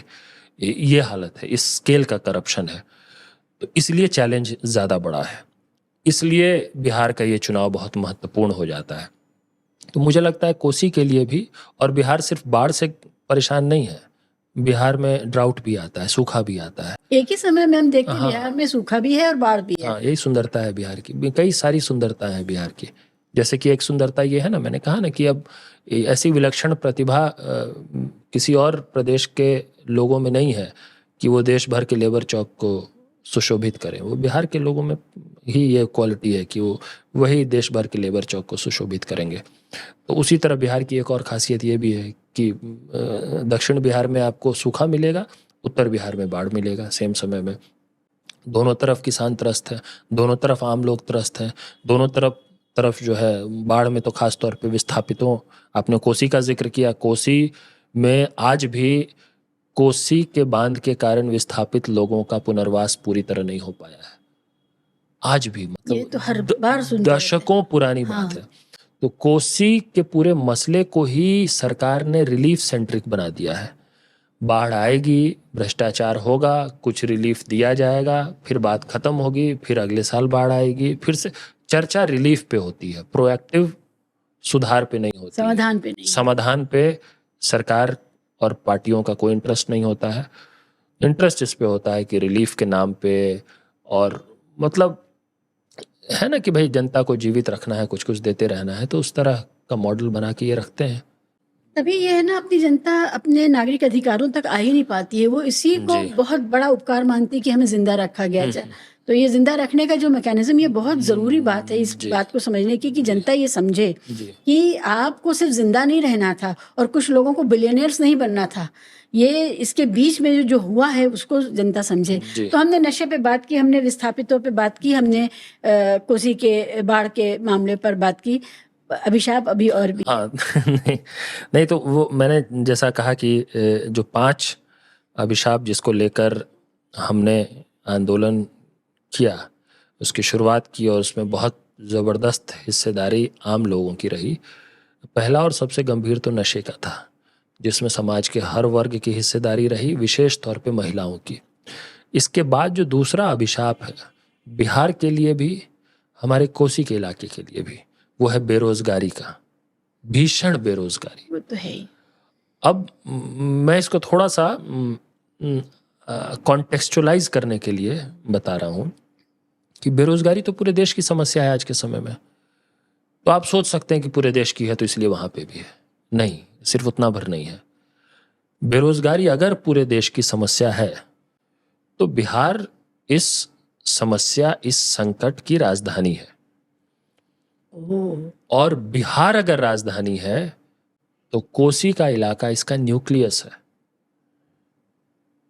सबसे ज्यादा पलायन पूरे देश में बिहार से हो रहा है, और बिहार में सबसे ज्यादा पलायन आप देखेंगे साउथ बिहार के लोग उतने ज्यादा मजदूरी के लिए पलायन नहीं कर रहे हैं जितने कोसी के सीमांचल के लोग कर रहे हैं। कोसी का इलाका, मिथिलांचल का इलाका जो है, सबसे ज्यादा पलायन को अभिशप्त है। वो क्यों है? क्योंकि रोजगार के अवसर नहीं है, भीषण बेरोजगारी जो है, और उसी कारण से इस तरह की ट्रेनें चलती हैं जिन ट्रेनों में लोड करके अलग अलग शहरों में ले जाया जाए मजदूरों को। आप कोविड के समय देखिए, पूरे देश में लोग पैदल चल रहे थे अपने गांव की तरफ। सरकार पे दबाव था कि ट्रेनें चलाई जाए, कुछ अरेंजमेंट हो कि लोग अपने गांव पहुंच सके। और ठीक उस बीच में सरकार ने ट्रेन चलाया था बिहार से, जो वापस उल्टा ले जा रहे थे। आप चेक करिएगा गूगल पे, जिस वक्त लोग पैदल बिहार की तरफ जा रहे थे उसी वक्त सरकार ने ट्रेन इसके लिए चलाया था कि लोग सब अगर वापस बिहार चले जाएंगे तो देश चलाएगा कौन? मजदूरी कौन करेगा? मजदूरी कौन करेगा? चाहिए ना कुछ। तो वैसे समय में जब लोग अपने परिवारों के पास जाना चाह रहे थे, उस वक्त सरकार इंसेंटिवाइज कर रही थी, सरकार चाह रही थी कि बिहार से उल्टी दिशा में लोग जाएं। तो ये बड़े शहरों में बम्बई जाए, बेंगलोर जाए, दिल्ली जाए, लुधियाना जाए। घर ले जाने के लिए ट्रेन नहीं थी, घर से घर ले जाने के लिए, घर से निकालने के लिए ट्रेन थी। घर जाना है आपको तो तरह तरह की कहानियां उस समय आई। कोई बच्ची थी जो अपने पिताजी को लेकर साइकिल पे चली गई, सड़कों पर पुलिस वाले मार रहे थे। हाँ, लेकिन आपको उधर से वापस आना हो अगर, तो उसकी व्यवस्था थी। उस पानी नहीं था पीने के लिए, सड़कों पर कहीं कुछ नहीं था, और लोग तो ये बेरोजगारी जो है, ये बिल्कुल जीवन मरण का प्रश्न बन चुका है आज के समय में बिहार के लिए।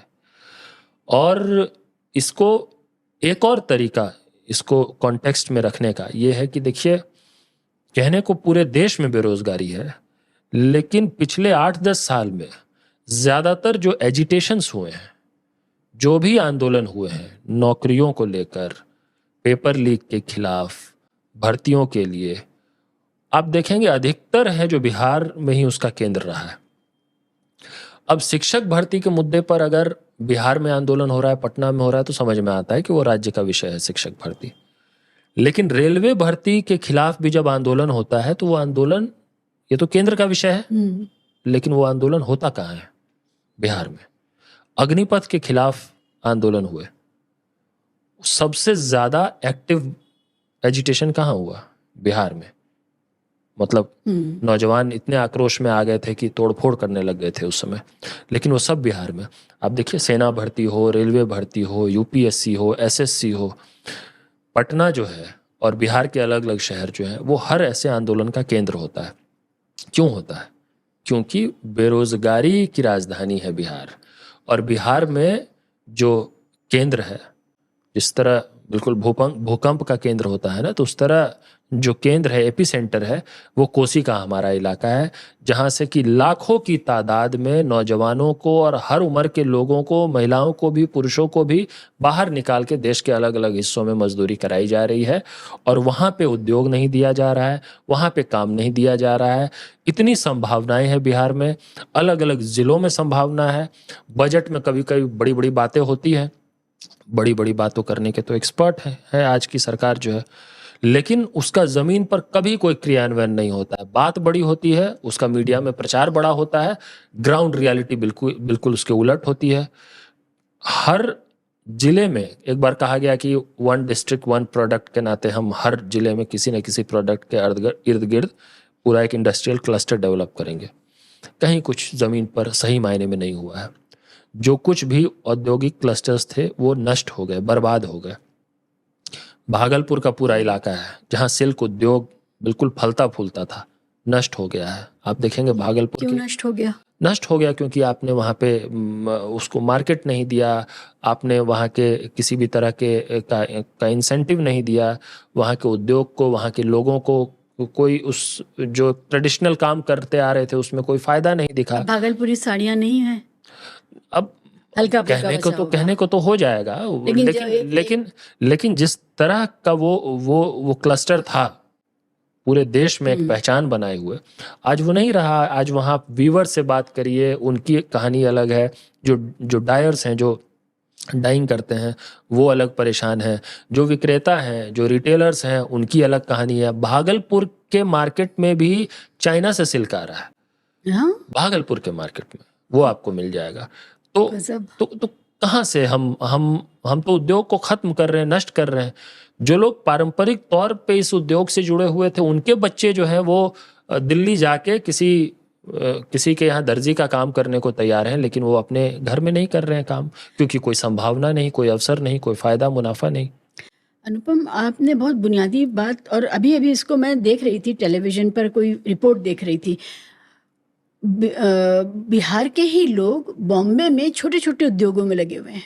बहुत, मतलब एक शेड के अंदर एक छोटा सा उद्योग, कहीं बेसन के कुछ नमकीन बन रहे हैं, पैक हो रहे हैं, सारी दुनिया में जा रहे हैं, उसमें बिहार का बच्चा लगा हुआ है, बिहार के नौजवान लगे हुए हैं। उसी तरह से अगर आप देखें तो हर जगह बिहार के नौजवान लगे हुए हैं। मैंने शायद पिछली बार आपसे जिक्र किया था, कोटा में बिहार के स्टूडेंट पढ़ रहे हैं, बिहार का टीचर पढ़ा रहा है। ये जो परेशानी है कि यही लोग अपने बिहार में ये काम क्यों नहीं कर सकते? क्या परेशानी होती है कि ये small scale industry, medium scale industry और कुटीर उद्योग, जिसे हम कॉटेज इंडस्ट्री कहते हैं, ये सारा कुछ बिहार में क्यों नहीं होता है? क्या चीज रोकती है? चीप लेबर, वहां तो और ज्यादा लेबर चीप पड़ेगा भाई, अपने ही घर में रहेगा नौजवान जो मेहनतकश है। क्या हुआ? नहीं तो देखिए, यहीं पे सरकार की भूमिका शुरू होती है ना। हमारे पास ह्यूमन रिसोर्स है, हमारे पास स्किल है, और हमारे पास इंटरेस्ट है, मोटिवेशन है काम करने का, तब तो देश के अलग अलग हिस्सों पे जाके काम कर रहे हैं। स्किल है, इंटरेस्ट है, काम करने की इच्छा है, सब कुछ है। सरकार की यहाँ से भूमिका शुरू होती है कि वो ऐसा इकोसिस्टम बनाए जहाँ पे कि ये सब कुछ बिहार में हो सके। सरकार ने ये काम आज तक किया नहीं है, करने की कोई इच्छा शक्ति नहीं है। इस कारण से वही लोग जो बिहार को आगे बढ़ा सकते थे, अपने घर परिवार में रहते हुए काम कर सकते थे, अपवर्ड मोबिलिटी देख सकते थे, वो मजबूरी में अब सूरत जा रहे हैं, गुजरात जा रहे हैं, बॉम्बे जा रहे हैं, अलग अलग शहरों में जा रहे हैं। अभी हमने भागलपुर की बात की ना, आप देखिए बिहार में फॉर एग्जाम्पल शुगर मिल्स जितने थे एक समय तक, देश के टोटल शुगर प्रोडक्शन का 40% बिहार में होता था, 40%। अच्छा। आज वो 4% भी नहीं है। बड़े बड़े मिल्स थे जो आज ठप हो गए हैं। मोदी जी बिहार आए तो आज से कई वर्षों पहले उन्होंने कहा कि मोतिहारी के चीनी मिल के चीनी से वो चाय पिएंगे अगली बार जब आएंगे। तो वो अगली बार की अगली बार की अगली बार कितनी बार आ चुके हैं? वो दावा कर सकते हैं क्या कि उस चीनी मिल के चीनी से उन्होंने चाय पी है? जबकि डबल इंजन की सरकार है उनकी, प्रदेश में भी उनकी सरकार है, केंद्र में भी उनकी सरकार है। लेकिन यही हाल हुआ है जूट मिलों का, यही हाल हुआ है पेपर मिलों का, यही हाल हुआ है शुगर मिलों का। आप देखिए बिहार में अलग अलग अशोक पेपर मिल हुआ करता था बहुत। ये jute mill, sugar mill, paper mill होती थी बिहार में। हाँ हाँ हाँ, अरे सिर्फ होती नहीं थी, बिहार के अर्थव्यवस्था को ऊपर उठाने में बड़ा योगदान रहा है। यानी ये सारा कच्चा माल उपलब्ध है उस इलाके में। तभी तो बिहार वालों को आप ये देखिए, अशोक पेपर मिल होता था, आज उसकी कहानी आपके दर्शक पढ़ ले कि आज उसकी क्या स्थिति है और उसमें सरकार की उदासीनता का क्या योगदान है। दरभंगा जिले में दरभंगा मधुबनी बॉर्डर के पास सकरी चीनी मिल हुआ करता था।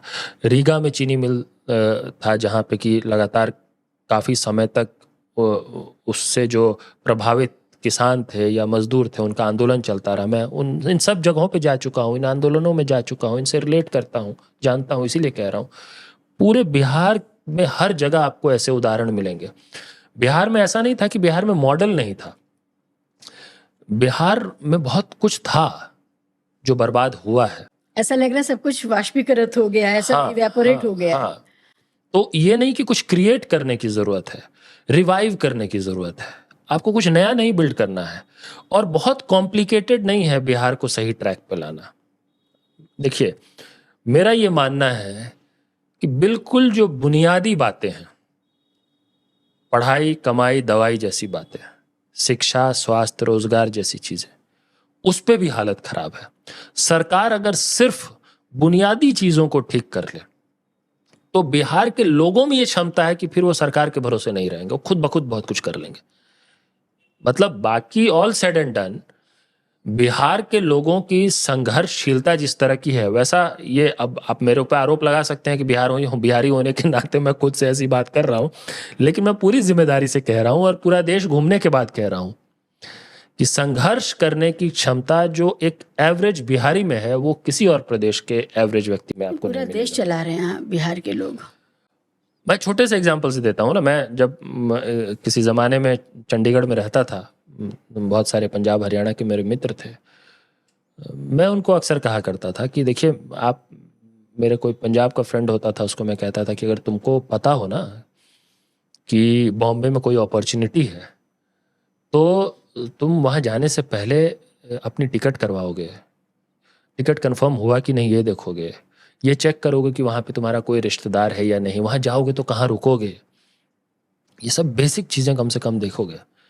बिहार के लड़के को पता चल जाए ना कि बॉम्बे में अपॉर्चुनिटी है तो हो सकता है अपना चप्पल वो हाथ में ले लेगा और ट्रेन में चढ़ जाएगा। टिकट है कि नहीं है, वहाँ पहुँचेंगे तो क्या होगा, सड़क पे सोना पड़ेगा, किसी धर्मशाला में सोना पड़ेगा, ये काम बिहारी कर सकता है। उसको जब लक्ष्य पता है ना तो वो अपने लीप ऑफ फेथ के आधार पे बहुत सारा काम कर सकता है। लेकिन जो मैं बात कह रहा हूँ ना कि बाकी देश के कई प्रदेशों में आम तौर पे कंफर्ट जोन में रहने वाले लोगों की तुलना में बिहार के जो युवा है वो कंफर्ट जोन में कम रहते हैं। और सक्सेसफुल होने के लिए ये बहुत इंपॉर्टेंट फैक्टर होता है कि आप अपने कंफर्ट जोन से कितना बाहर रह सकते हैं, निकलना चाहते हैं। ये बिहार के लोगों की क्वालिटी है, मतलब इसमें कोई अतिशोक्ति नहीं है। ये मैं सिर्फ गर्व कराने के लिए नहीं कह रहा हूँ, जो मैंने बात कही ना कि गर्व कराना बड़ा आसान काम है, ये बिहार के आम लोगों के चरित्र में है ये चीज़। तो संघर्ष क्षमता बिहार की बहुत ज़बरदस्त है और इसीलिए इतिहास में बिहार में बहुत सारे परिवर्तन हुए, बहुत सारे आंदोलन हुए, नए आइडियाज़ को बहुत स्पेस मिला बिहार में। आप बिहार के पॉलिटिक्स को देख लीजिए, बिहार में बाहर के लोगों ने जाके जितनी राजनीति की है वहाँ किसी दूसरे प्रदेश में बाहर कल्चरली या लिंग्विस्टिकली दूसरे जगह के लोगों ने जाके पॉलिटिक्स नहीं की है। जॉर्ज फर्नांडिस बिहार से सांसद होते थे, शरद यादव बिहार से सांसद होते थे, मधुलिमी बिहार में पॉलिटिक्स करते थे, कितने सोशलिस्ट लोग रहे जिनकी राजधानी बिहार हो गई, गांधी जी की कर्मभूमि बिहार हो गई ऐसे समय में, इतने लंबे समय तक। मतलब उनको एक ढंग से पहला सफल आंदोलन उनका, जिस आंदोलन ने मोहनदास करमचंद गांधी को महात्मा बनाया, उसमें बिहार की भूमिका है। बिल्कुल। तो बिहार की जमीन में, बिहार की मिट्टी में, बिहार के लोगों में, समाज में, संस्कृति में वो तासीर है कि वो परिवर्तनकारी और सकारात्मक और संघर्षशील लोगों को स्वीकार करते हैं। लेकिन पिछले कुछ समय में उस चीज को कुंद करने की, दबाने की लगातार कोशिश हुई है। और वो कोशिश में एक बड़ा योगदान ये है कि आप सिर्फ अतीत को और सिर्फ अपने इतिहास को याद रखो, उस पर गर्व करते रहो।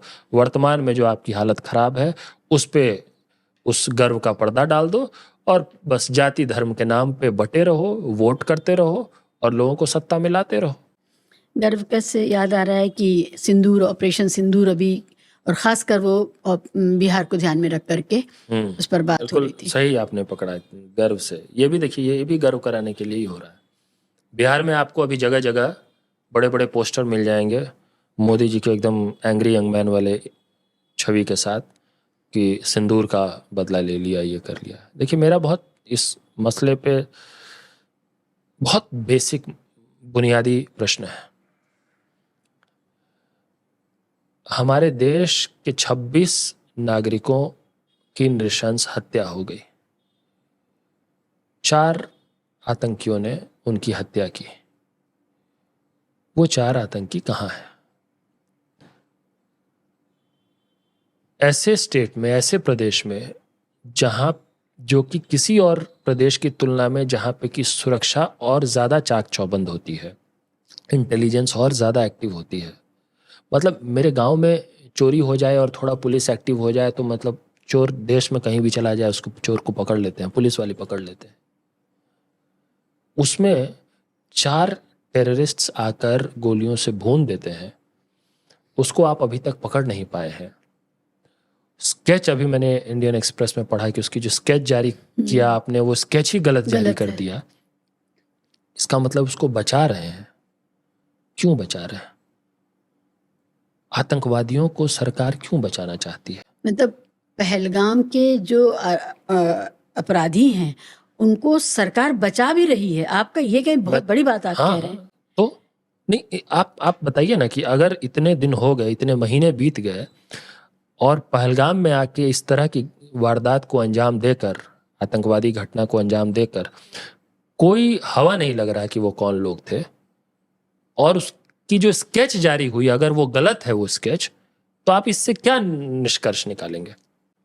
हाँ, ये तो सरकार का ही काम था। किसका काम था? ये राजनीतिक दलों का काम था, ये नागरिकों का काम था। अगर आप उनको नहीं पकड़ पा रहे हैं, बस इतनी सी बेसिक बात है कि अगर उनको आप नहीं पकड़ पा रहे हैं या नहीं पकड़ रहे हैं तो सवाल बहुत गंभीर उठता है। और जब हम आपका स्क्रिप्ट देखते हैं, मतलब वो आतंकवादी आते हैं तो वो बिल्कुल जाति पूछते हैं या धर्म पूछते हैं, कहते हैं कि मोदी जी को जाके बता देना, जैसे कि उनको कोई किसी ने फिल्मी स्क्रिप्ट दिया हो। और जहां कपल्स हैं पुरुषों को मारते हैं, और फिर आपका जब प्लान शुरू होता है तो आप सिंदूर नाम देते हैं, और फिर आप की सेना, हमारी सेना जब बिल्कुल ऐसे मोमेंट पे थी जहां पे कि हम उस वॉर को जीतने की स्थिति में थे, तब आप सीज फायर कर देते हैं। और 2 दर्जन बार डोनाल्ड ट्रंप बता चुके हैं कि उन्होंने युद्ध रुकवाया है जी। 1 बार 2 बार नहीं। अमेरिका के राष्ट्रपति तो नोबेल पीस प्राइज 2 दर्जन बार बता चुके हैं कि उन्होंने युद्ध रुकवाया है। युद्ध भी रुकवाया तो इस नाम पे नहीं रुकवाया कि युद्ध अच्छी चीज नहीं होती है, इंसानियत के नाते नहीं रुकवाया है। धंधा, कौन सा धंधा करना है उनको? अडानी का केस है यूएस डिपार्टमेंट ऑफ स्टेट में, क्या धंधा है भाई, वो भी क्लियर करना चाहिए। अब तो ये भी खबर आई है तो कि काम तो उल्टा कर रहे हैं, टैरिफ लगाने से लेके काम जो वो कर रहे हैं उसमें तो कोई भारत का हित नहीं हो रहा है। अमेरिका जो कुछ भी कर रहा है तो देश हित तो नहीं है, देश की अर्थव्यवस्था का हित तो नहीं है। तो किसका धंधा था जिसके धंधे के नाम पे युद्ध रुक गया? और अगर उसके बाद बिहार में जाके तुरंत आप वहां पे ट्रंप के धमकाने के बाद आप हमारी फौज को, हमारी वीर सेना को वापस कर लेते हैं, ट्रंप के बोलने के बाद। ये ट्रंप खुद बोल चुके हैं, कई बार कह चुके हैं। और रैली में जाके आप कहते हैं कि मोदी सीना ताने खड़ा है आपके पास। अरे इनके पास नहीं खड़ा होना था भाई, ये तो आपकी रैली में लोग आए हैं सुनने के लिए आपको। खड़ा तो वहां ट्रंप के पास होना था सीना तान के। यहाँ आप सीना तान के खड़ा है, मेरे रगों में सिंदूर बहता है, खून नहीं बहता है। अब सिंदूर का पौधा लगा रहे हैं 4 कैमरामैन को लेकर। ये स्क्रिप्ट है। अब आप जाके आप देखिएगा, किसी दिन जाके ये स्क्रिप्ट कल्मिनेट यहां होता कि बिहार के वोटरों से अपील की जाती, महिला वोटरों से, कि आप सिंदूर, अपने सिंदूर के नाम पे वोट दीजिए। जिस आदमी ने ये कहा है एक बार, एक और आतंकवादी घटना के बाद, कि आप अपना फर्स्ट वोट जो है, फर्स्ट टाइम वोटर से अपील किया कि वो आप सेना के नाम पे दीजिए, उससे ये कहते कितनी देर लगेगी कि महिलाओं से मैं अपील करता हूं कि आप अपना वोट जो है सिंदूर के नाम पे दीजिए। ये पूरा स्क्रिप्ट है, जिसको नहीं समझ में आ रहा अभी भी कि आपने एक स्क्रिप्ट लिखा हुआ है, उसको प्ले कर रहे हैं, उसमें थोड़ा सा गड़बड़ा दिया डोनाल्ड ट्रंप ने इनके स्क्रिप्ट को।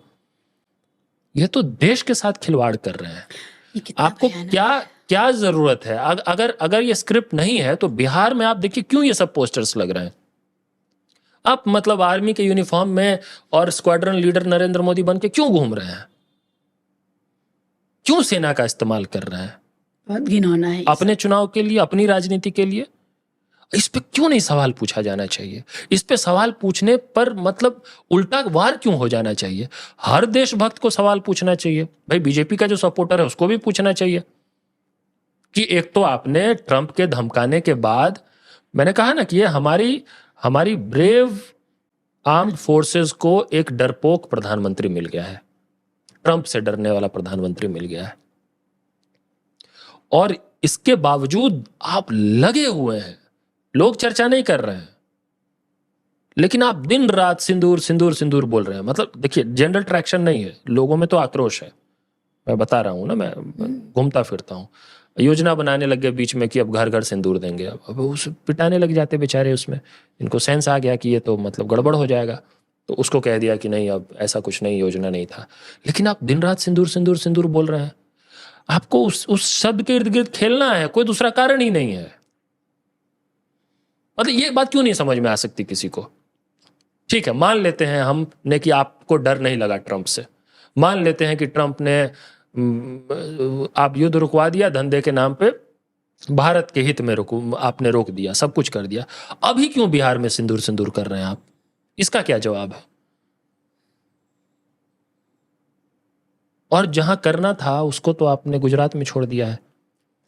हाँ, सिंदूर को मतलब सिंदूर का मोल जसोदाबेन जानती हैं, और कौन जानता है।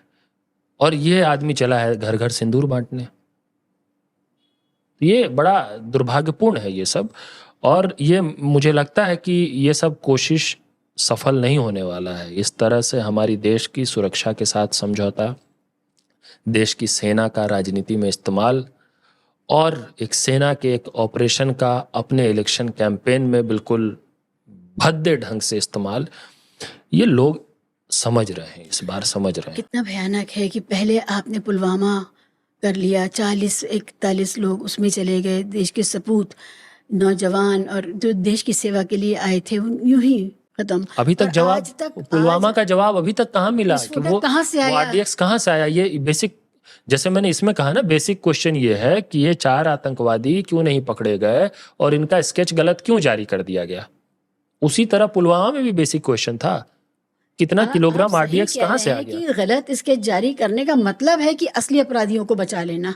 वो समाज में भी घूम रहे होंगे तो लोग नहीं समझेंगे। गलत स्केच सरकार नहीं जारी किया ना, सरकार की ही एजेंसी ने जारी किया होगा ना। क्यों जारी किया गलत स्केच? इसका तो सफाई देना चाहिए ना। अरे गलती से ही आपसे हुआ है अगर, कैसे वो गलती हुई?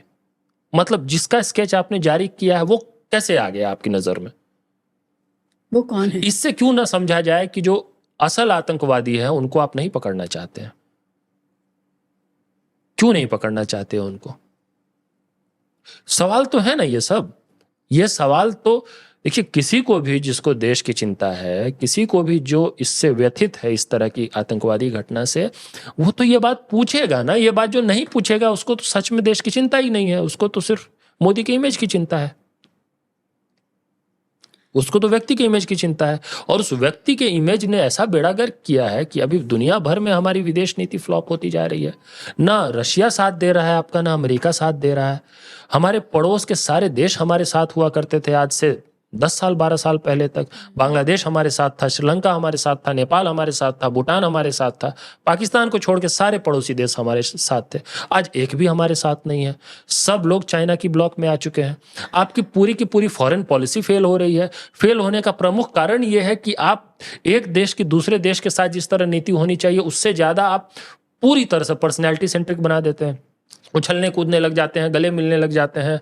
किसी की थोड़ी सी मदद की तो उसका देश में ऐसा ढिंढोरा पीटते हैं। उनको पता नहीं चलता होगा क्या कि ये देश में, भाई यहाँ पे उसको दूसरे देश के किसी प्रधानमंत्री राष्ट्रपति को ये नहीं पता चलता होगा कि मोदी को थोड़ा सम्मान दे दो तो ये क्या बीजेपी वाले प्रचार करेंगे इंडिया में।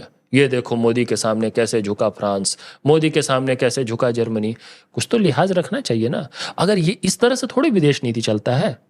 मोदी का डंका बज रहा है। अब मान लीजिए कि पुतिन आए और वो बिल्कुल इंडिया के प्राइम मिनिस्टर को रिस्पेक्ट करना ही चाहिए। कोई भी रिस्पेक्ट रहेगा तो रिस्पेक्ट करेगा, कोई भी प्रधानमंत्री हो। भारत दुनिया का सबसे बड़ा लोकतंत्र है। तो अगर वो सम्मान दे दे, थोड़ा झुक जाए उनके सामने में, तो देश में प्रचार हम करने लग जाए, देखिए रशिया झुक गया भारत के सामने, मोदी बन गया विश्व गुरु। अगर ये करने लग जाएंगे तो फिर अगली बार तो पुतिन नहीं झुकेगा ना। बड़ी बेसिक बात है ना ये बात देश का हर नेता, दुनिया का हर नेता अब समझ रहा है कि ये आदमी जो है इससे बच के रहो भाई, इसको गले लगा लोगे तो वो भी नुकसान हो जाएगा। घरेलू राजनीति के फूहड़पन को कूटनीति डिप्लोमेसी के में भी लेके चले गए। एक आदमी के पर्सनल ब्रांडिंग को इस तरह से प्रायोरिटाइज किया गया है कि हमारे देश के द्विपक्षीय संबंध को भी पीछे धकेल दिया गया है।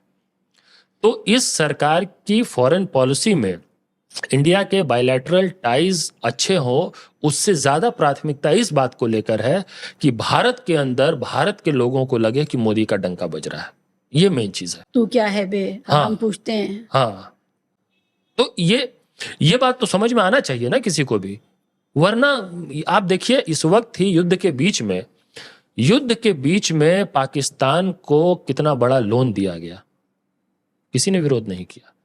पाकिस्तान के आर्मी चीफ को व्हाइट हाउस में बिठा के डोनाल्ड ट्रंप जो है उसके साथ डिनर लंच पता नहीं क्या कर रहा है। पाकिस्तान के प्राइम मिनिस्टर के साथ भी नहीं, आर्मी चीफ के साथ। ये आपका डिप्लोमेटिक फेलियर नहीं है तो क्या है? ये बीजेपी के ओवरसीज विंग के 12 लोगों को खड़ा करके मंजीरा ढोल बजवा के जो दिखाते हैं कि देखिए देखिए देखिए मोदी का डंका बज रहा है। अरे भाई अब मतलब अब बस कर दो। अब नहीं ठीक लगता है, अच्छा नहीं लगता है सच में। ये इससे पहले भी भारत के प्रधानमंत्री हुए हैं, कईयों की हम लोग आलोचना किया करते थे, लेकिन हर भारत के प्रधानमंत्री का दुनिया भर में सम्मान रहा है। भारत के किसी भी प्रधानमंत्री का दुनिया में सम्मान रहेगा, वो भारत का सम्मान है, वो उस व्यक्ति का सम्मान नहीं है सिर्फ। लेकिन यहाँ कोशिश ये हुई है कि भारत के लोगों को लगे कि पहले तो कोई सम्मान ही नहीं था, सब कुछ 2014 के बाद हुआ है। ये प्रोपेगेंडा फैलाया जाता है कि 14 से पहले तो ये था, ये तो आ गए हैं मोदी जी जो अब जो है देखो अमेरिका कैसे करता है, देखो अमेरिका के साथ मेरा अमेरिका के राष्ट्रपति से तू तड़ाक का संबंध है। बताइए, ये बोलने वाली बात है? प्रधानमंत्री खुद कह रहा है कि तू तड़ाक का संबंध है। क्यों बोल रहे हैं आप ये सब बात? भाई होगा भी तो नहीं बोलना चाहिए, लेकिन आप बोल रहे हैं। और तू तड़ाक का ऐसा संबंध है कि वो कहता है कि तू युद्ध रोकेगा या नहीं, हम तड़ाक से रोक देते हैं। ये तू तड़ाक का संबंध यही है ना, तू तड़ाक। और क्या है?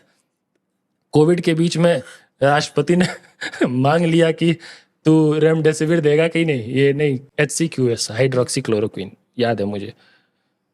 तो पूछ दिया कि तू ये दवा देगा कि नहीं, तड़ाक से दे दिया।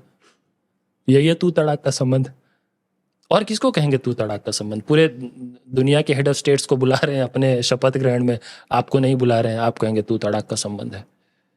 ये सब जैसे ही ये सब फुहड़ता बंद होना चाहिए। तड़ाक से पहुंच गए। हाँ, तड़ाक से पहुंच गए। यही है तू तड़ाक का संबंध इनका। तो ये देखिए, ये इसलिए बंद होना चाहिए क्योंकि इससे एक भारतीय होने के नाते किसी को भी दुख होना चाहिए। कि भारत का प्रधान फिजूल में किसी हा करने लग जाते बेमतलब का। भाई थोड़ा आप ढंग से रहिए, मतलब मतलब एटिकेट्स क्यों सिखाए ऐसे? जाते हैं हाँ, ये बेसिक कि बात है। अब वो ये दिखाने की कोशिश कर रहे हैं कि देखो मतलब सब we share jokes. हाँ, मतलब वो सबके साथ मेरा ऐसा संबंध। क्यों कर रहे हैं भाई ऐसे? क्यों कर रहे हैं? अब राजीव गांधी जाते थे तो निक्सन छाता लेके साथ में चलते थे ना। अब राजीव गांधी तो नहीं कहते थे कि निक्सन मेरे साथ छाता लेके चलता है। अरे बारिश हो रही थी, You have उनके to be पास छाता graceful. था। हाँ, तो एनी ग्रेसफुल पर्सन, वो मतलब मैं भी कहीं पे रहूंगा, मेरे पास छाता है, कोई भीग रहा है तो उसके ऊपर छाता लगाऊंगा, अच्छी बात है। अपने मेहमान पर इंसान और अपने मेहमान पे तो भाई मैं भीग के भी लगाऊंगा। तो और वो भारत का सम्मान हमेशा से रहा है। नेहरू जी रशिया जाते थे, अमेरिका जाते थे, मतलब किस तरह का माहौल हो जाता था। तो वर्ल्ड लीडर थे वो, तो सबका सम्मान होता था। वाजपेयी जी का भी सम्मान होता था। डॉक्टर मनमोहन सिंह देखिए, वो यूएस के जॉइंट सिटिंग में कांग्रेस के जब गए तो कितने देर तक ताली बजती रही, वो सब वीडियोस हैं। लेकिन उसको प्ले थोड़ी मनमोहन सिंह आके भारत में करते थे कि देखो सब लोग अपना अपना काम छोड़ के देखो कितनी देर लोगों ने ताली बजाया है मेरे लिए। ये काम थोड़ी किया जाता है। हाँ, ये सब तभी काम तो समय होता है विनम्र अगर होने का, हम्बल होने का। नहीं तो बड़ी सीधी सी बात है कि अगर डॉक्टर मनमोहन सिंह भारत आके कहते कि मैं तो वहां गया तो 15 मिनट तक लोग ताली ही बजाते रहे और ये देखो जी मेरा कितना डंका बज रहा है, तो अगली बार जब जाएंगे तो नहीं ना बजाएंगे ताली वो।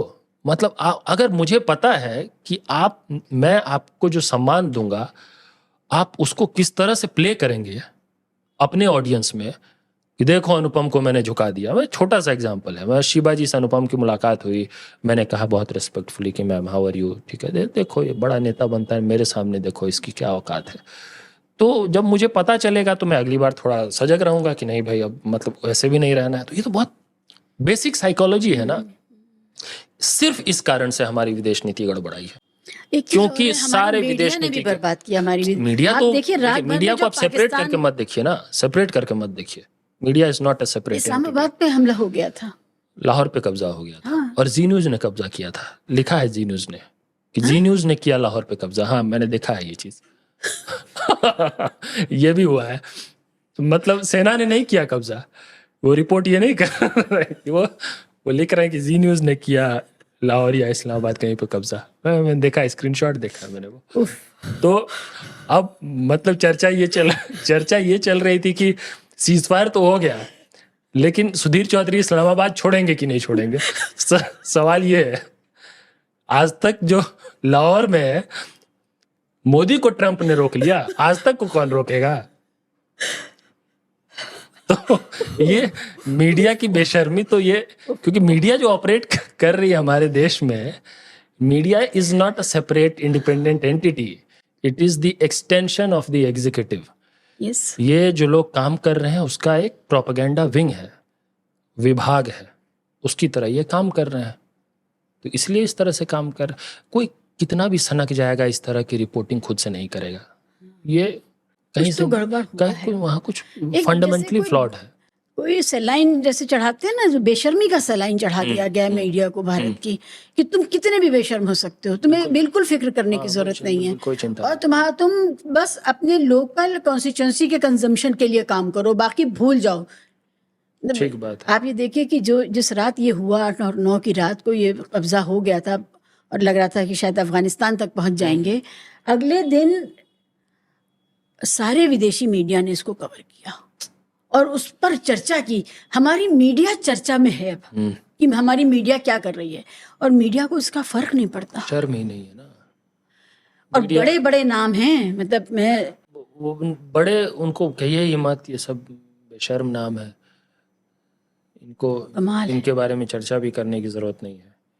लेकिन ये देखिए, ये जो मूल बात मैं कह रहा था ना, वो ये है कि हमारी देश की जो विदेश नीति है उसने सबसे ज्यादा सफर किया है अगर कुछ, तो वो सिर्फ इस बात को कि अभी का पूरा जो अमला है, पूरी मशीनरी जो है वो एक व्यक्ति के ब्रांडिंग के पीछे लगी हुई है। That is the top most and only priority. उस एक आदमी की छवि ठीक रहे, देश को नुकसान हो जाए, सरकार को नुकसान हो जाए, सेना को नुकसान हो जाए, किसी चीज़ की चिंता नहीं है। बाकी नुकसान को हम अपने मीडिया के जरिए कंपनसेट करते रहेंगे उस एक आदमी की छवि नहीं गड़बड़ानी चाहिए, बस इस चक्कर में नुकसान हुआ है। इसीलिए शालीनता खत्म है, सहजता खत्म है और संबंध खत्म होते जा रहे हैं हर देश के साथ हमारे। एक और बुनियादी मुद्दा है, कृषि का सवाल है। जी बिहार में जो कृषि का सवाल है, हम जब यहाँ दिल्ली में और दिल्ली के बॉर्डर पे आंदोलनकारी किसान देख रहे थे, बहुत से लोग इस पर बात कर रहे थे कि ये पूरी मंडी व्यवस्था पहले ही बर्बाद की गई बिहार में। जी बिहार का किसान चुप क्यों है? वहाँ एजिटेशन क्यों नहीं, वहाँ आंदोलन क्यों नहीं कर रहा बिहार का नहीं, किसान? सबसे पहले तो मैं बिल्कुल फैक्चुअली करेक्ट कर देता हूँ आपको, बिहार का किसान चुप नहीं है। हमें तो सुनाई नहीं पड़ता। सुनाई नहीं पड़ता, उसके कई कारण हैं। एक, हमने उसकी चर्चा मीडिया को लेकर भी की। अभी इस रिकॉर्डिंग से 2 दिन पहले मैं एक ऐसे ही किसान आंदोलन में था, जो बिहार का शाहाबाद का इलाका है, बक्सर ज़िले में चौसा एक जगह है, बड़ा हिस्टोरिक प्लेस है वो। वहाँ पे शेरशाह सूरी और हुमायूं की लड़ाई हुई थी चौसा में ही। चौसा में थर्मल पावर प्लांट तैयार हुआ है, जिसके लिए काफ़ी भूमि अधिग्रहण हुआ है, लेकिन उसके मुआवजे को लेकर और वहाँ पे स्थानीय लोगों को रोज़गार देने के नाम पर एक कार्यक्रम में मैं था, एक महाधरने में था। बिहार में आप दक्षिण बिहार के किसी भी ज़िले में चले जाएंगे, औरंगाबाद में, सासाराम में, जहानाबाद में, कैमूर में, तो वो पूरा भारतमाला प्रोजेक्ट को लेकर बड़े पैमाने पर किसानों की ज़मीन ली जा रही है और उसमें भी कई सारी अन्याय की कहानियां हैं और अलग अलग जगहों पे उसके आंदोलन चल रहे हैं, लगातार हो रहे हैं। बिहार के अलग अलग हिस्सों में किसान अपनी बात मजबूती से कह रहा है। बिहार में मंडी की और बिहार में बाजार समिति हुआ करती थी 2005 तक, जहाँ पे की प्रोक्योरमेंट और कीमत का ख्याल रखा जाता था, जिसको नीतीश जी ने आने के बाद पैक्स का मॉडल बिहार में ले आए और बाजार समितियों को ख़त्म कर दिया। कौन सा मॉडल लाए? ये कोऑपरेटिव मॉडल है प्रोक्योरमेंट का, एग्रीकल्चर कोऑपरेटिव सिस्टम एक है, पैक्स। तो जिसमें जो कई स्थानीय किसान हैं, जो वोटर होते हैं, उसमें उस कहने को उसके सिस्टम में एक एलिमेंट ऑफ डेमोक्रेसी है ऑन पेपर्स, लेकिन इन प्रैक्टिस जो है उससे किसानों का बहुत हित नहीं हुआ है। जब आप आंकड़े देखेंगे तो बिहार के किसानों को फसल की कीमत जो मिलती है वो किसी और राज्य के किसान की तुलना में बहुत कम मिलती है। बिहार के किसान कृषि छोड़ने में किसी और राज्य की तुलना में ज़्यादा तादाद में खेती किसानी को छोड़कर मजदूरी तक करने को विवश हैं। तो बिहार में खेती बाड़ी किसानी की हालत बहुत ख़राब है और उसको लेकर आंदोलन चल रहे हैं, हो रहे हैं। एक ये ज़रूर रहा है कि उसमें राजनीतिक दलों की बहुत प्रमुख भूमिका नहीं रही है, और कम से कम मैं जब से कांग्रेस पार्टी में हूँ तो मेरा एक प्रयास ये रहा है कि उन आंदोलनों का पार्टी के साथ एक समन्वय बने। पार्टी अपनी ऊर्जा, अपनी ताकत जो है वो आंदोलन को मजबूत बनाने में, साथ देने में भी लगाए, और वो पार्टी कर रही है लगातार। पिछले कुछ समय से कांग्रेस पार्टी आंदोलनों के साथ एक संबंध बनाकर, समन्वय बनाकर काम कर रही है। तो ऐसा नहीं है कि बिहार के किसान चुप हैं। बिहार के किसान अपने हक अधिकार की मांग कर रहे हैं, लगातार आंदोलन चल रहा है। इस बार के चुनाव में हमारी कोशिश है कि बिहार के किसानों की बातों को प्रमुखता से हमारे अभियान में, चुनाव प्रचार में और हमारे घोषणा पत्र में भी लाया जाए। वो आने वाले समय में आपको दिख जाएगा कि अलग अलग क्षेत्रों में, अलग अलग कल्चरल जोन्स में, प्रमंडल में बिहार के जो किसानों की अलग अलग बातें हैं वो सब कांग्रेस पार्टी के खास तौर पे और विपक्ष की बातों में आपको परिलक्षित होगा वो। ओके, एक और सवाल है कि टीचर भर्ती का जो मामला है और उनको रेगुलराइज करने का, और जो कॉन्ट्रैक्चुअल टीचर्स हैं उसमें, मतलब पूरा ही कॉन्ट्रैक्चुअल लेबर का जो मामला, उसमें टीचर का भी मामला आप शामिल कर लीजिए। बिहार से जो खबरें आती हैं, लाठीचार्ज जब होता है तभी खबरें आती हैं। तो ये बिहार में क्या एसएससी वालों को लेकर के या पुलिस भर्ती को लेके, टीचर भर्ती को लेके, इन सब चीज़ों को लेकर के माहौल क्या है, और क्या ये सारे गुट अपने चुनाव से ठीक पहले अपने मुद्दों को आर्टिकुलेट करके कोई कुछ हासिल कर पाएंगे, किसी तरह की आश्वस्ति हासिल कर पाएंगे? जी, देखिए, बिहार में शिक्षा की जो हालत है वो बहुत ख़राब है, बहुत बदहाल स्थिति में है। और जो दूसरा अभिशाप जो था वो बदतर शिक्षा और स्वास्थ्य, इसी को हमने कहा और इसी को लेकर आंदोलन भी किया था। शिक्षा व्यवस्था बिहार की बहुत बदतर है। ये ज़रूर हुआ कि हमारे युवा हल्ला बोल आंदोलन के जरिए हमने शिक्षक भर्ती के सवाल को, स्कूलों के विद्यालयों को प्रश्न को बहुत मजबूती से उठाया। 2018-19 से ही उठाना शुरू कर दिया था पूरी ताकत के साथ, और जिसका कुछ नतीजा भी मिला। एस्टेट की परीक्षा हुई, उसके बाद फिर आयोग के जरिए भी शिक्षक भर्ती निकाला गया। ये बताने की कोशिश हुई कि हम कुछ भर्तियां कर रहे हैं, लेकिन अभी भी बहुत बड़ी संख्या में शिक्षकों के पद रिक्त हैं बिहार में आज भी।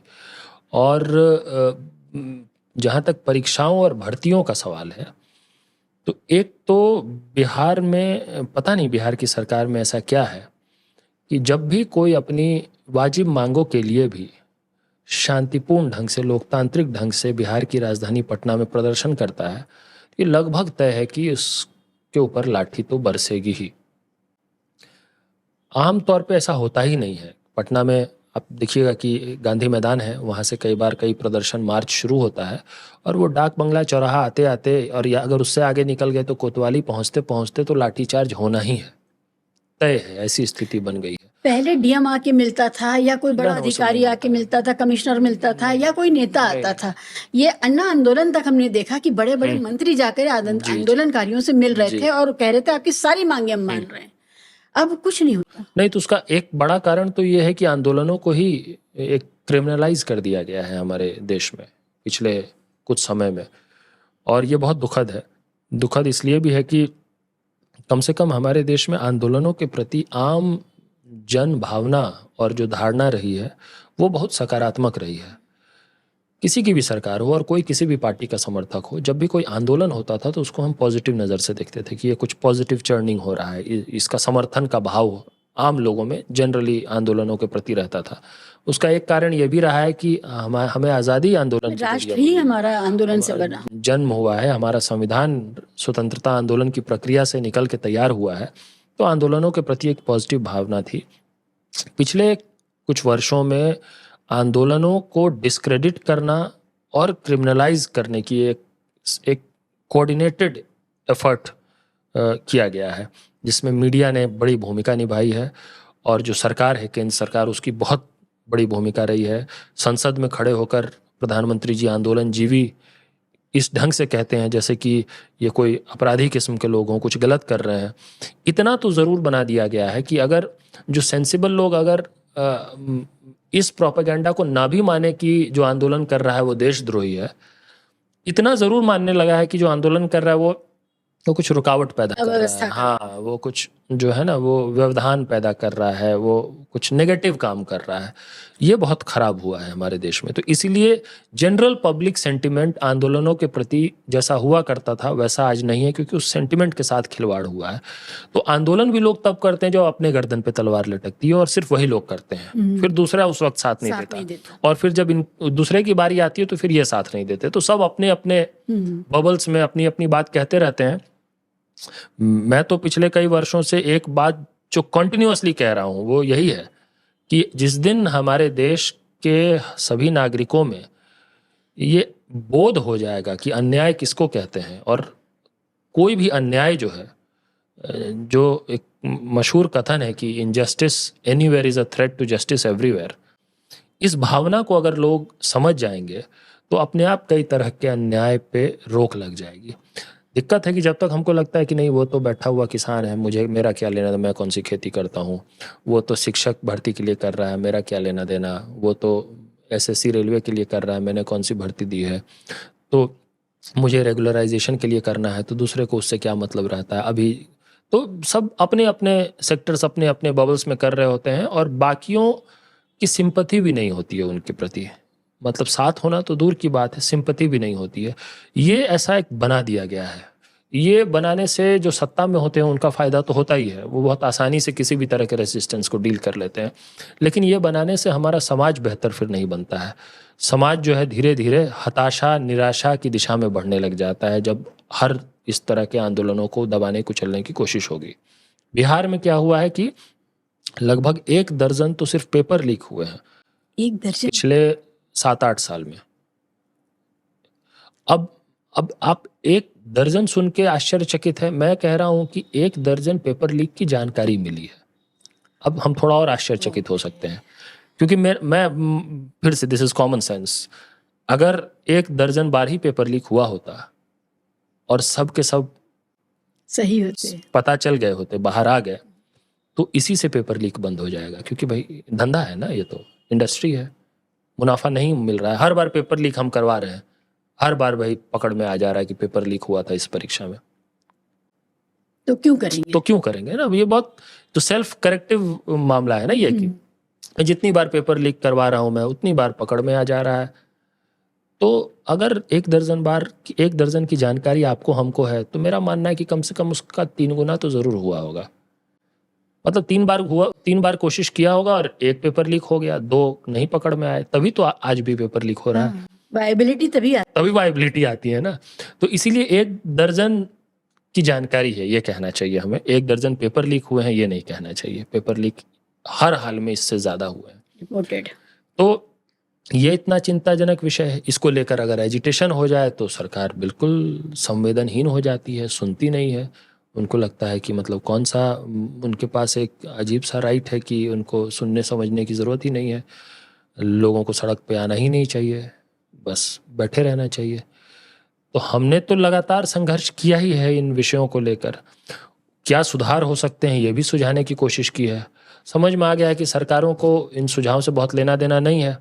तो अब जब मैं खुद एक पार्टी में हूं, तो कम से कम अब ये कोशिश कर सकते हैं कि हमारी पार्टी जब सत्ता में आए तो उन बातों को हम लागू करें जो सुझाव हम कल तक पार्टियों को, सरकारों को देते आए हैं।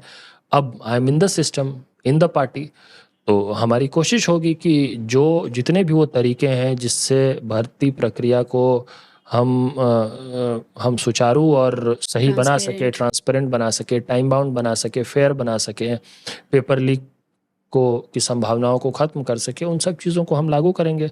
और उनको अभी हम बिहार के चुनाव में बड़ा मुद्दा बनाने की कोशिश भी कर रहे हैं लगातार।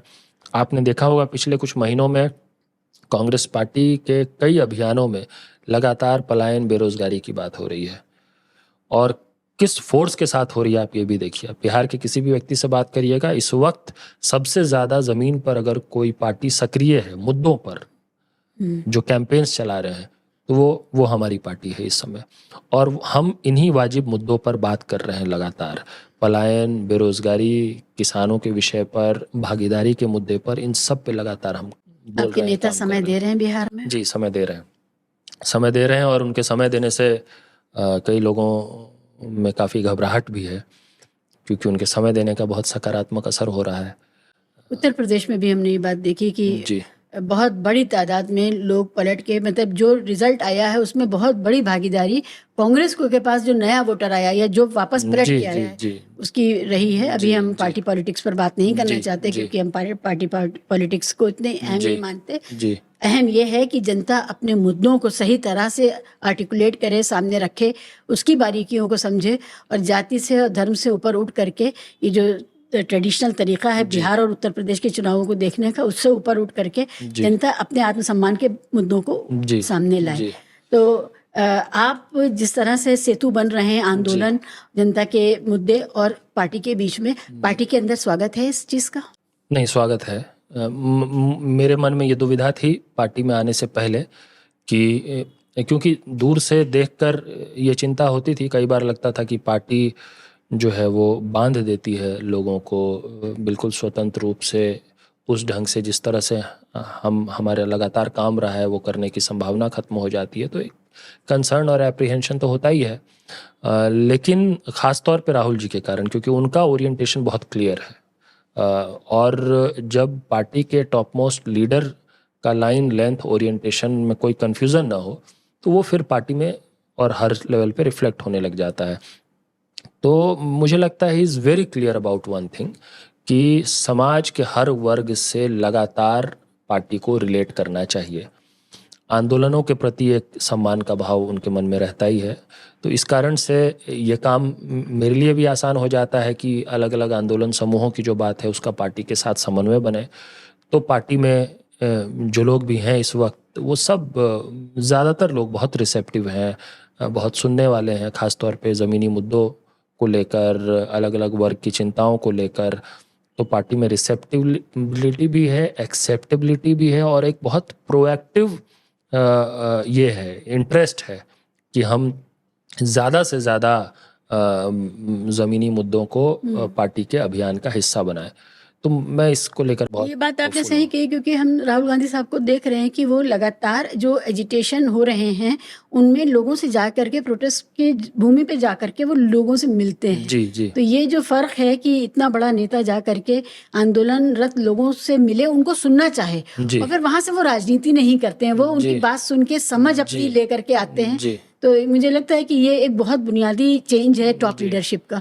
नहीं, और वो अभी हम लोग स्क्रिप्ट की बात कर रहे थे ना हाँ किसी और नेता के कॉन्टेक्स्ट में, तो राहुल जी की खासियत है कि वो बड़े अनस्क्रिप्टेड आदमी है। जो वो स्क्रिप्ट वो के हिसाब से चलने वाले, बहुत जो सहज और स्वाभाविक रूप से एक किसी अच्छे इंसान को जैसे बर्ताव करना चाहिए, वो चाहे किसी आंदोलन समूह से बात हो रही हो, किसी व्यक्ति से बात हो रही हो, तो उस मामले में उस सहजता के कारण बहुत सारी चीज़ें बहुत ऑर्गेनिक ढंग से निकल के आ जाती है। तो इससे वो भी समझते हैं बेहतर ढंग से, उनका रिश्ता और संबंध भी बनता है लोगों के साथ। तो जिन लोगों का भी 1-to-1 इंटरेक्शन कभी भी रहा है किसी भी रूप में, वो मेरी इस बात से पुष्टि करेंगे, इस मामले में बहुत संवेदनशील हैं वो। और इस बात को बहुत बार कहना चाहिए, दोहराना चाहिए, इसलिए दोहराना चाहिए कि बाकी सारी पार्टियों में भी ये कल्चर पैदा हो कि नेता, बड़ा नेता जाके लोगों से मिले, सिर्फ जी रैली ना करे, जी जी सिर्फ एक चुनावी रैली या वो शोभा यात्रा जैसी जो बड़ी बड़ी गाड़ियों में निकलती है, बस जी हाथ जोड़ करके और फूल पड़ते हैं ऊपर से, वो ना हो, लोगों से मिले। तो आप किसी भी पार्टी में हो, ये कोशिश कीजिए कि आपके बड़े नेता उन लोगों से जो पीड़ित तबके हैं, पीड़ित समाज है, या जो आंदोलनरत तबके हैं, उनसे जाकर के मिले, उनके बीच में बैठ के उनकी बात को सुने, ताकि वो उस चीज़ से बच सकें जिससे कि बाद में हमें पता नहीं होता, फिर माफ़ी मांगनी पड़ती है कि मैं देश के किसानों से माफ़ी मांगना चाहता हूँ, तो वो माफ़ी ना मांगनी पड़े, पहले ही चीज़ों को बेहतर समझें हमारे बड़े नेता जो नीति निर्धारक हैं। और बिहार का ये वाला जो चुनाव है, ये इसलिए विशेष है कि 25 साल आपने एक नेता को दिया, जी वो जो चाहते कर लेते, जो मतलब कोई रुकावट ही नहीं थी, जी जितना चाहते विकास करते, जितना चाहते लोगों की जिंदगियों को बेहतर बनाते। जी लेकिन 25 साल में अपराध बढ़ा है, बेरोजगारी बढ़ी है, गरीबी बढ़ी है, और पलायन, मजबूरी का पलायन बढ़ा है। जी बिहार देश में बेरोजगारों की राजधानी बना है, जी और उसमें भी अगर आप देखें कि चीप लेबर, जो एक शर्मनाक बात है कि लेबर का सही दाम नहीं मिल रहा, सही मोल नहीं मिल रहा, जी। बहुत सस्ता मोल मिल रहा है, और वो बना है। बिहार ओवरऑल एक हताशा की तरफ मुड़ा है, सबसे बड़ी जो बात है। हाँ। बिहार बहुत पॉजिटिव एनर्जी वाला प्रदेश रहा है हमेशा से कम ये ज़रूर रहा है कि बिहार में आपको पॉजिटिव एनर्जी, ऑप्टिमिज्म बहुत मिलेगा। मतलब स्थिति बहुत अच्छी नहीं भी हो, लेकिन भविष्य को लेकर संभावना, ऑप्टिमिज्म बहुत ज़्यादा होता है। उस बिहार में एक जनरल जो है ना, एक मेलंकली और डिस्कंटेंट वाला मामला रहा है, और इस नीति पर लगातार मुझे लगता है ये काम सरकार ने किया है कि कैसे हम ये इंश्योर कर सकें कि बिहार को सस्ता लेबर सप्लाई करने वाला जोन बना के रखें।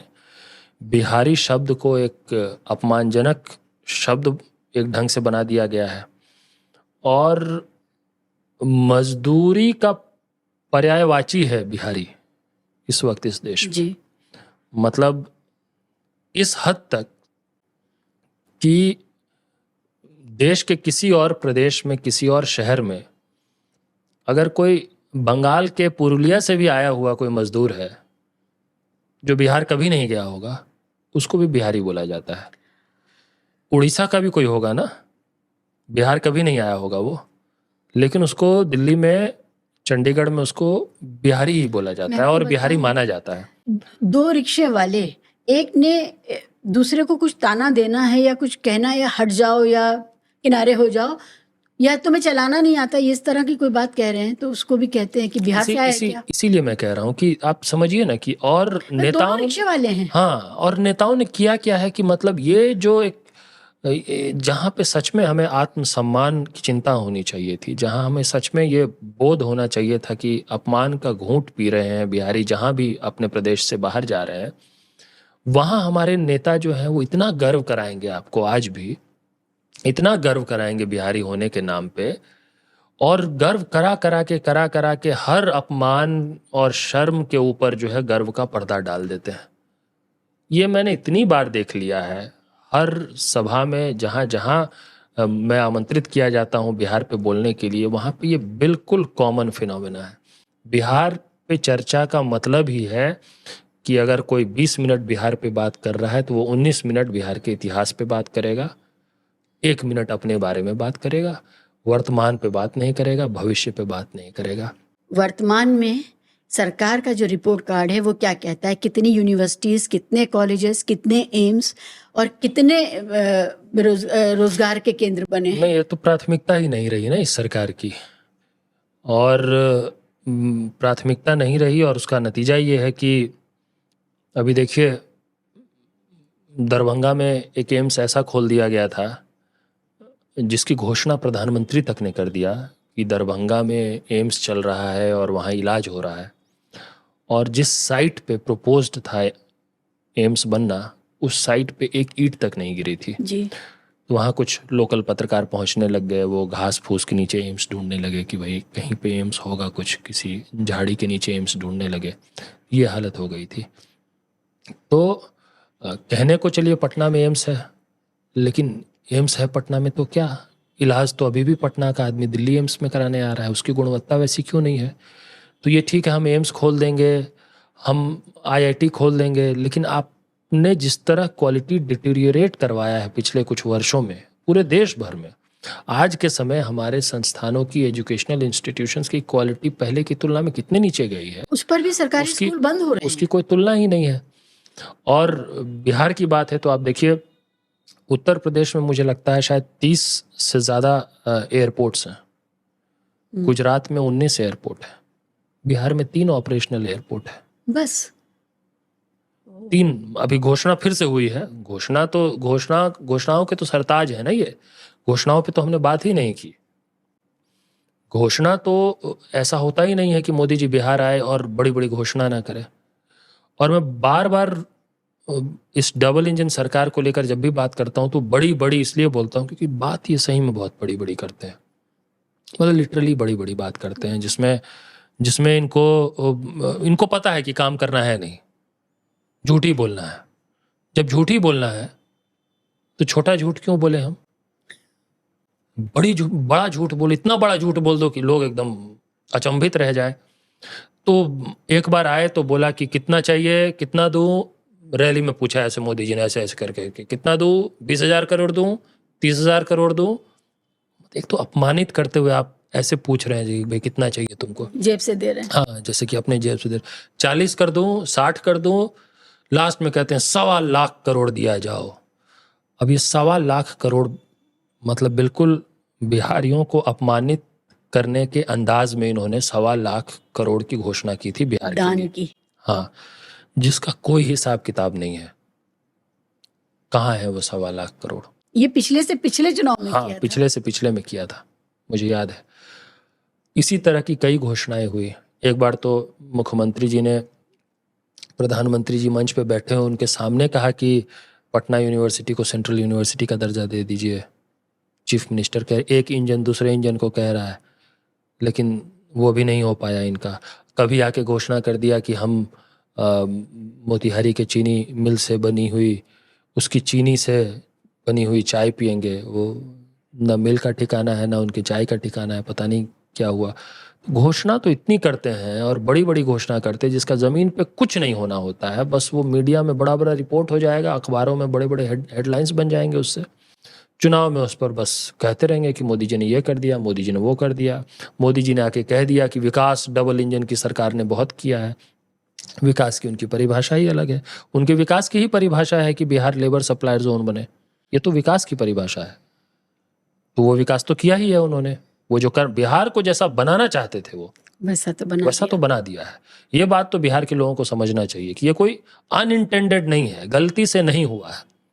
बिहार की आज की जो हालत है वो ऐसा नहीं है कि बिहार की सरकार ने या देश की सरकार ने कुछ अच्छा सोचा और गड़बड़ हो गया, नहीं हो पाया। बिहार के लिए यही सोचा ही गया था, यही सोचा गया था, ऐसा ही बनाने की कोशिश हुई थी, वैसा ही बिहार को बनाया जा रहा है।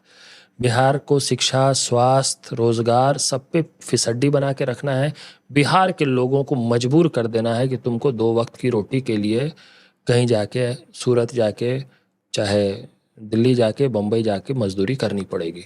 ये तुम अगर नहीं करोगे तो भाई हमारा काम भी नहीं चलेगा, और अगर ये तुमको करने को मजबूर कर देंगे तो यही करके सिर्फ तुम्हारा काम चलेगा। किसी बड़े पत्रकार ने मुझसे कहा कि बिहार के लोगों के अंदर खुद ही आकांक्षाएं नहीं हैं, वो खुद ही बेवकूफ़ बनने को तैयार हैं, वो खुद ही अपने नेताओं से जाति के सवाल के बजाय अपने रोजगार का सवाल नहीं कर रहे हैं। तो जो असली सवाल है कि जनता का सवाल, लेकिन अब यहाँ पर यही है कि सरकार आने के बाद सरकार कुछ करे ना, चाहे किसी भी तरह का घोषणा पत्र लाए, चाहे कितने भी वादे करे, लेकिन अगर वो डिलीवर ही ना करे तो जनता को के सामने क्या रास्ता है। अब क्योंकि 25 साल हो गए हैं और मैं फिर वही कहूँगी कि जो चाहते करते, कोई कमी नहीं थी। 5 बार मौका मिल गया, तो अब क्या 30 साल का मामला है आपको लगता है? नहीं, देखिए, आमतौर पे तो ये बिहार के बारे में ये कहा जाता है कि बिहार के लोगों में राजनीतिक चेतना बहुत ज़्यादा है। काहे की चेतना? ये कहा जाता है, लेकिन आपने खूब सुना होगा कि बिहार के लोग सबसे ज़्यादा पॉलिटिकल होते हैं। ये भी वो गर्व कराने वाला ही स्टाइल है ये, कि भाई इस बात पे इतना कह दो कि राजनीतिक चेतना बहुत ज़्यादा है, बहुत ज़्यादा है, बहुत ज़्यादा है, कि वो इसी में खुश है कि उसकी राजनीतिक चेतना बहुत ज़्यादा है। और जिन बुनियादी मुद्दों के लिए इकट्ठा होके राजनीति पे, नेताओं पे, सरकारों पे दबाव बनाना चाहिए, वो उस कदर नहीं हो पाता है।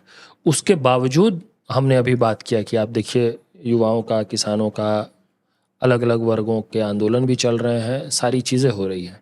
ये नहीं है कि आंदोलन नहीं चल रहे हैं, ये नहीं है कि मुद्दों पे बात नहीं हो रही है, लेकिन एक बड़ी समस्या ये ज़रूर है कि जाति इतनी ज़्यादा हावी है, और एक सकारात्मक ढंग से हावी नहीं है। जैसे कि अगर हमारे आपके जहन में उद्देश्य ये होता कि हम जातिगत भेदभाव को ख़त्म करना चाहते हैं, तो फिर तो जाति की राजनीति महत्वपूर्ण हो जाती है कि आप जाति को जब तक समझेंगे नहीं और जाति के भेदभाव को नहीं समझेंगे, तब तक उसमें न्याय नहीं किया जा सकता। सामाजिक न्याय का अहम पहलू है कि हम भेदभाव को समझे, जाति को समझे, और फिर जाति के लिए राजनीति भी हो, वो ज़रूरी बात हो जाता है। लेकिन दिक्कत ये है कि यहाँ पे जो राजनीति हो रही है वो बहुत इंस्ट्रूमेंटल है कास्ट को लेकर। कास्ट की गिनती, कास्ट के बीच का तनाव, कास्ट प्राइमरी आइडेंटिटी हर इंडिविजुअल की इस कदर बना दी जाती है। गांव-गांव में आप देखिए, स्थिति ये है कि आप किसी अनजान के बारे में अपने गांव में पूछेंगे कि भाई कौन है, फलां व्यक्ति के बारे में, किसी के भी बारे में, कि भाई घनश्याम जो है सो कौन है, और आपके रिश्तेदार जो है वो टीचर है ये बाद में बताएंगे, वो ब्राह्मण है ये पहले बताएंगे, वो यादव है पहले बताएंगे। तो his cast is his primary identity. अब मुझे तो ये बात डिस्टर्ब करती है। हो सकता है मेरे कुछ मित्रों को लगता हो कि नहीं, कास्ट जो है वो बहुत एक एक्सेप्टेबल ये है। मैं I am not able to accept caste as primary identity of any individual. मुझे इस बात से समस्या होती है, लेकिन बिहार की ये सच्चाई है और बिहार की राजनीति इसी के इर्द गिर्द घूमती है। इस हद तक घूमती है कि हम बुनियादी मुद्दों को भूल जाते हैं, बुनियादी मुद्दों के ऊपर चले जाते हैं। अभी किसान आंदोलन के दौरान जब मैं किसानों को संबोधित कर रहा था, उनको मैंने यही बात कहा कि आप 5 साल संघर्ष करते हैं, आप यहाँ बैठे हुए हैं अपनी किसान पहचान के कारण। यहाँ जितने लोग बैठे तो सब इसलिए थे क्योंकि वो किसान है, उसमें हर जाति के लोग हैं, और आप आखिरी दिन तक तो किसान किसान किसान करते रहेंगे। जिस दिन आप गए वो बटन दबाने के लिए, उस दिन आप भूल जाएंगे कि आप तो 5 साल से किसान आंदोलन कर रहे थे, आंदोलनों में जा रहे थे, आपकी प्राइमरी आइडेंटिटी किसान की थी। उस दिन आपको एकाएक याद आ जाएगा कि ये जो कैंडिडेट है ये मेरी जाति का नहीं है, ये जो कैंडिडेट है ये मेरी जाति का है। तो जाति इस कदर हावी है हमारे राजनीतिक फैसलों पे, और क्योंकि आम लोगों के फैसलों पे इस कदर हावी है तो राजनीतिक दलों के रणनीति में भी हावी है, क्योंकि उनको पता है कि लोग ऐसे मोबिलाइज हो रहे हैं, लोग ऐसे फैसले ले रहे हैं, तो फिर पॉलिटिकल पार्टीज अपनी रणनीति और अपने नियम और अपने फैसले उसी अनुसार लेती है, क्योंकि वो सत्ता प्राप्ति का माध्यम हो जाता है। ये एक बहुत मतलब चिंताजनक स्थिति है जो इमीडिएट ठीक होने वाली तो नहीं है।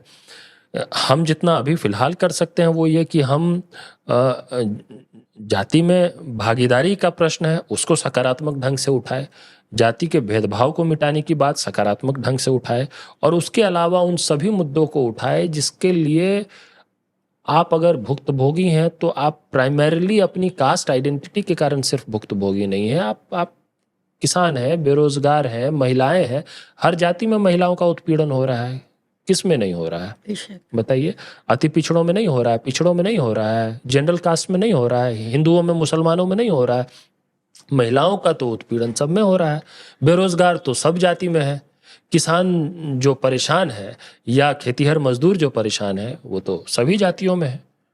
अनुपम, जब चुनाव आता है बिहार में तो कन्याकुमारी से ले करके कश्मीर तक का बिहार का इंसान ट्रेन पकड़ के चुनाव में वोट डालने जा रहा होता है, और ऐसा लगता है चाहे वो कितनी भी बदहाली में वो काम कर रहा हो, बड़े शहरों में वो वोट डालने जा रहा होता है।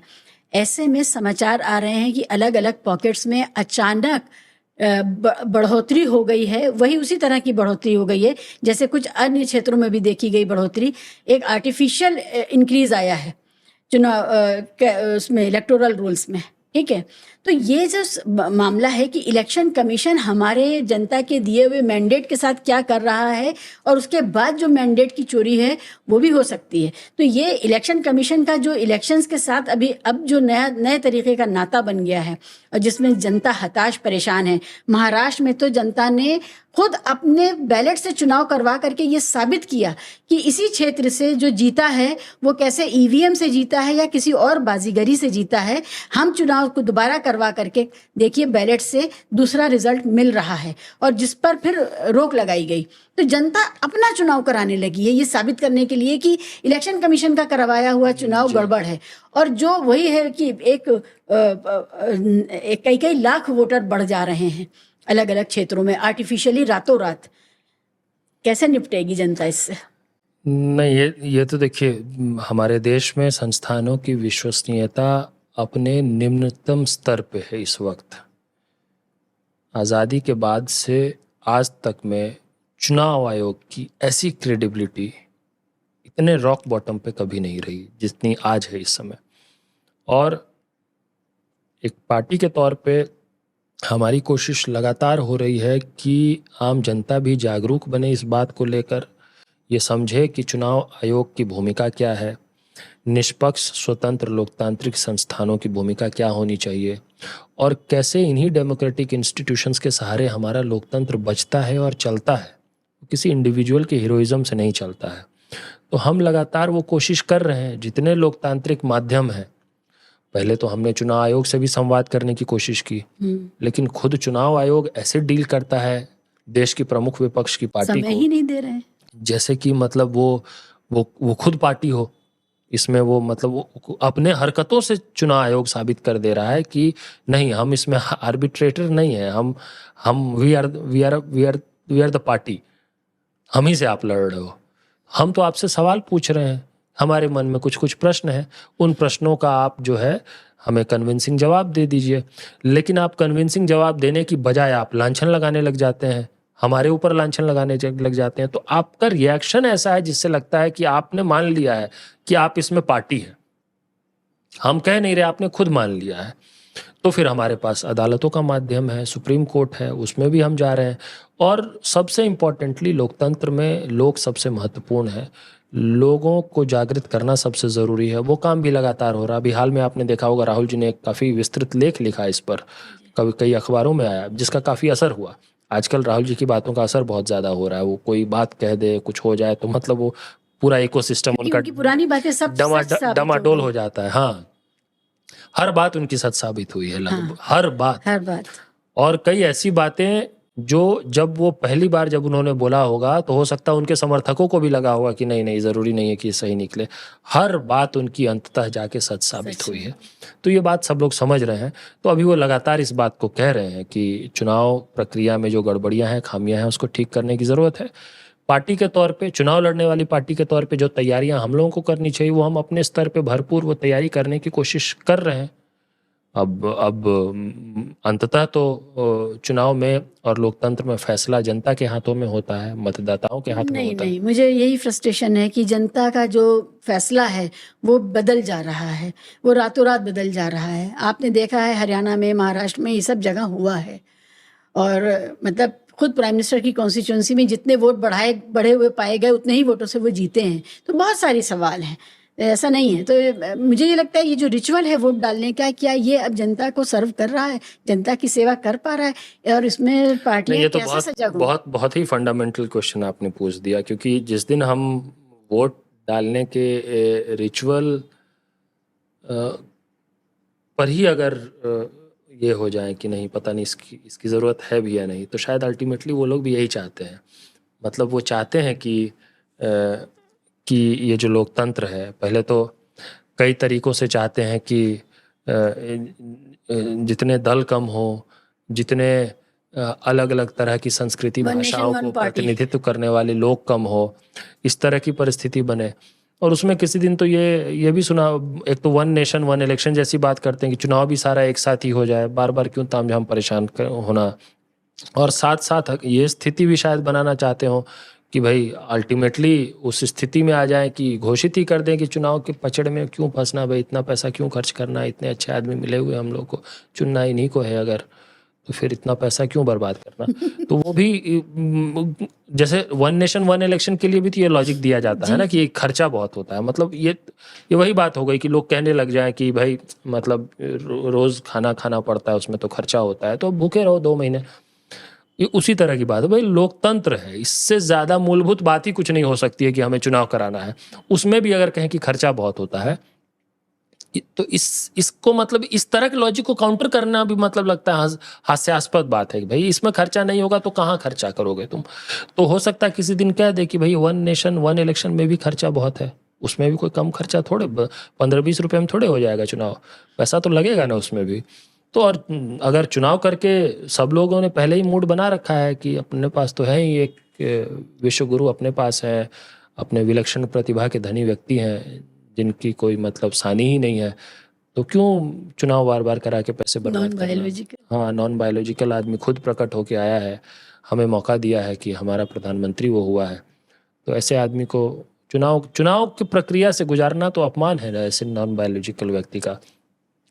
तो ये भी कह सकते हैं फिर हम, तो इसीलिए हमें लोकतंत्र पे विश्वास तो रखना ही पड़ेगा। मैं जो बात कहना चाह रहा हूँ वो ये, और लोक पे विश्वास रखना पड़ेगा। देखिए, सब कुछ होने के बाद भी मेरा मानना है कि वोटरों का एक वर्ग वोट कर रहा है उनको। हम ये क्यों कहने लग जाएं कि ठीक है निष्पक्ष नहीं है चुनाव आयोग, ठीक है तरह तरह की गड़बड़ियां हैं, ठीक है कई सारे प्रश्न हैं जिनका हमें उत्तर नहीं मिल रहा है, इसका मतलब ये है कि मतलब हम ही सत्ता में होते आज। तो अगर ये मान लेंगे तो फिर हम भी कॉम्प्लेसेंट हो जाएंगे, हमारी दिशा बदल जाएगी पूरी तरह से काम करने की। मुझे लगता है कि हम सही दिशा में हैं। मुझे लगता है कि आने वाले समय में जल्द ही कांग्रेस पार्टी की ही सत्ता होगी, इसमें मुझे कोई डाउट नहीं है, और मैं कोई बहुत हाइपरबोलिक होकर ये बात नहीं बोल रहा हूँ। और मुझे लग रहा है कि धीरे धीरे पब्लिक मूड जो है, धीरे धीरे नहीं बहुत तेज़ी से पब्लिक मूड बदल रहा है, ये सब चीज़ें हो रही हैं।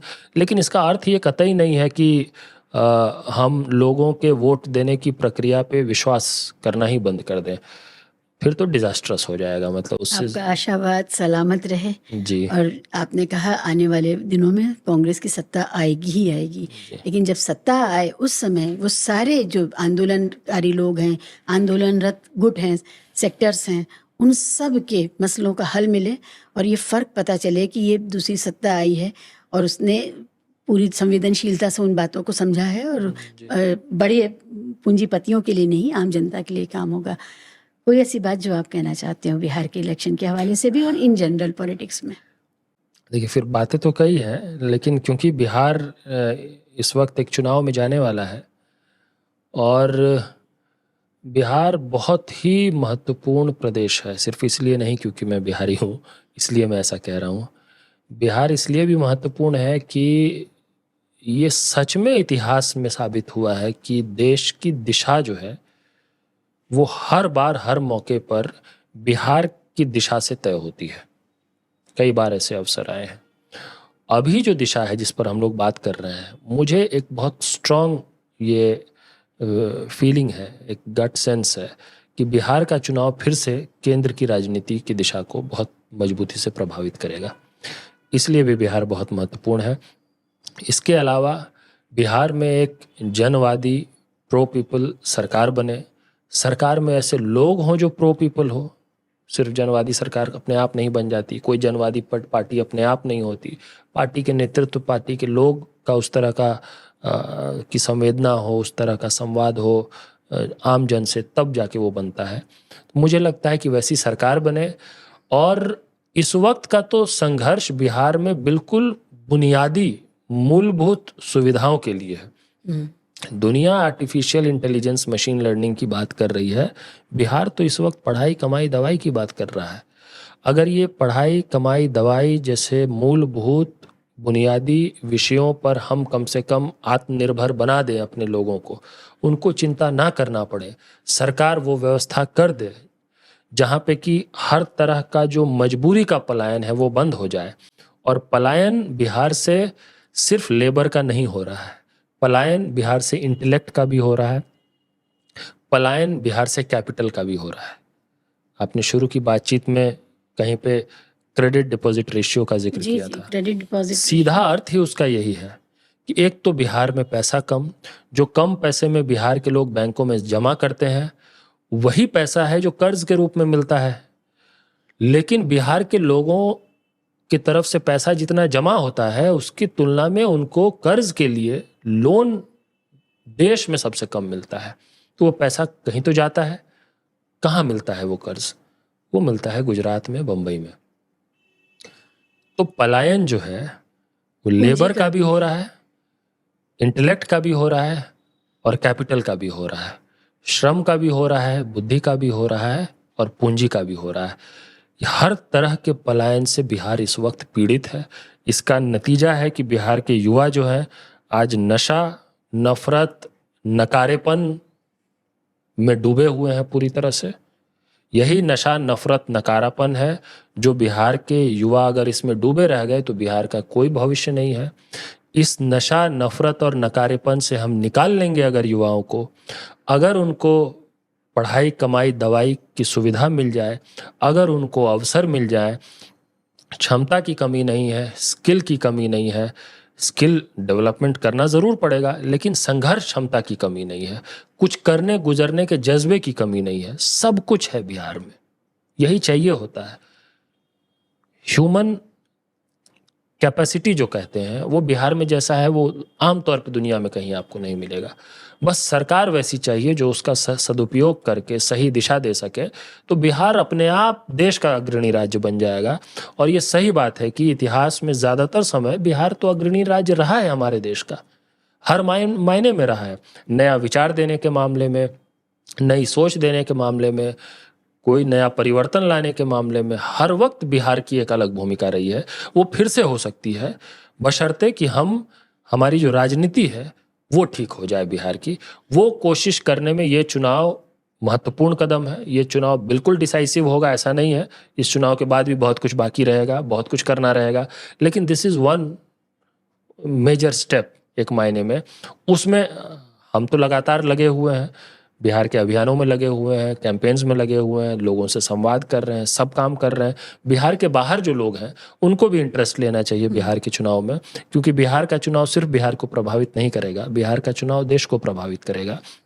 देश के हर सजग लोगों को बिहार में इंटरेस्ट लेना चाहिए। बिहार के चुनाव में जिनको भागीदारी करनी है वो भी बिहार आ सकते हैं। उनको आपके माध्यम से मैं इनवाइट करता हूं कि वो आए और उनकी जो भी क्षमता होगी, उनका जो भी स्किल होगा, उसके हिसाब से हम उस कैंपेन में भी उनकी भागीदारी लेंगे।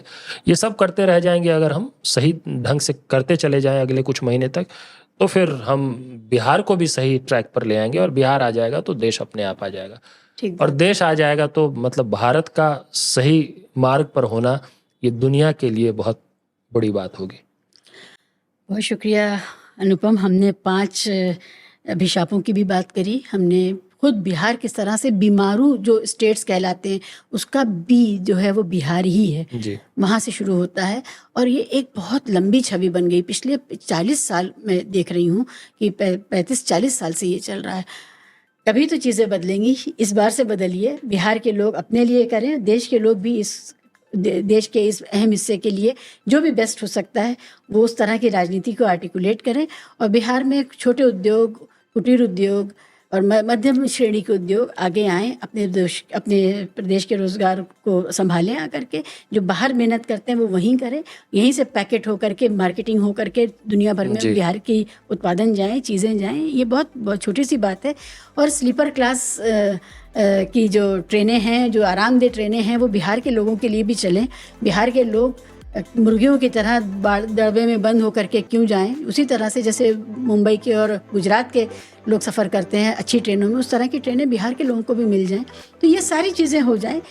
इसी उम्मीद के साथ आपको बहुत बहुत शुभकामनाएं। बहुत शुक्रिया। बहुत बहुत धन्यवाद शिल्पा जी, थैंक यू।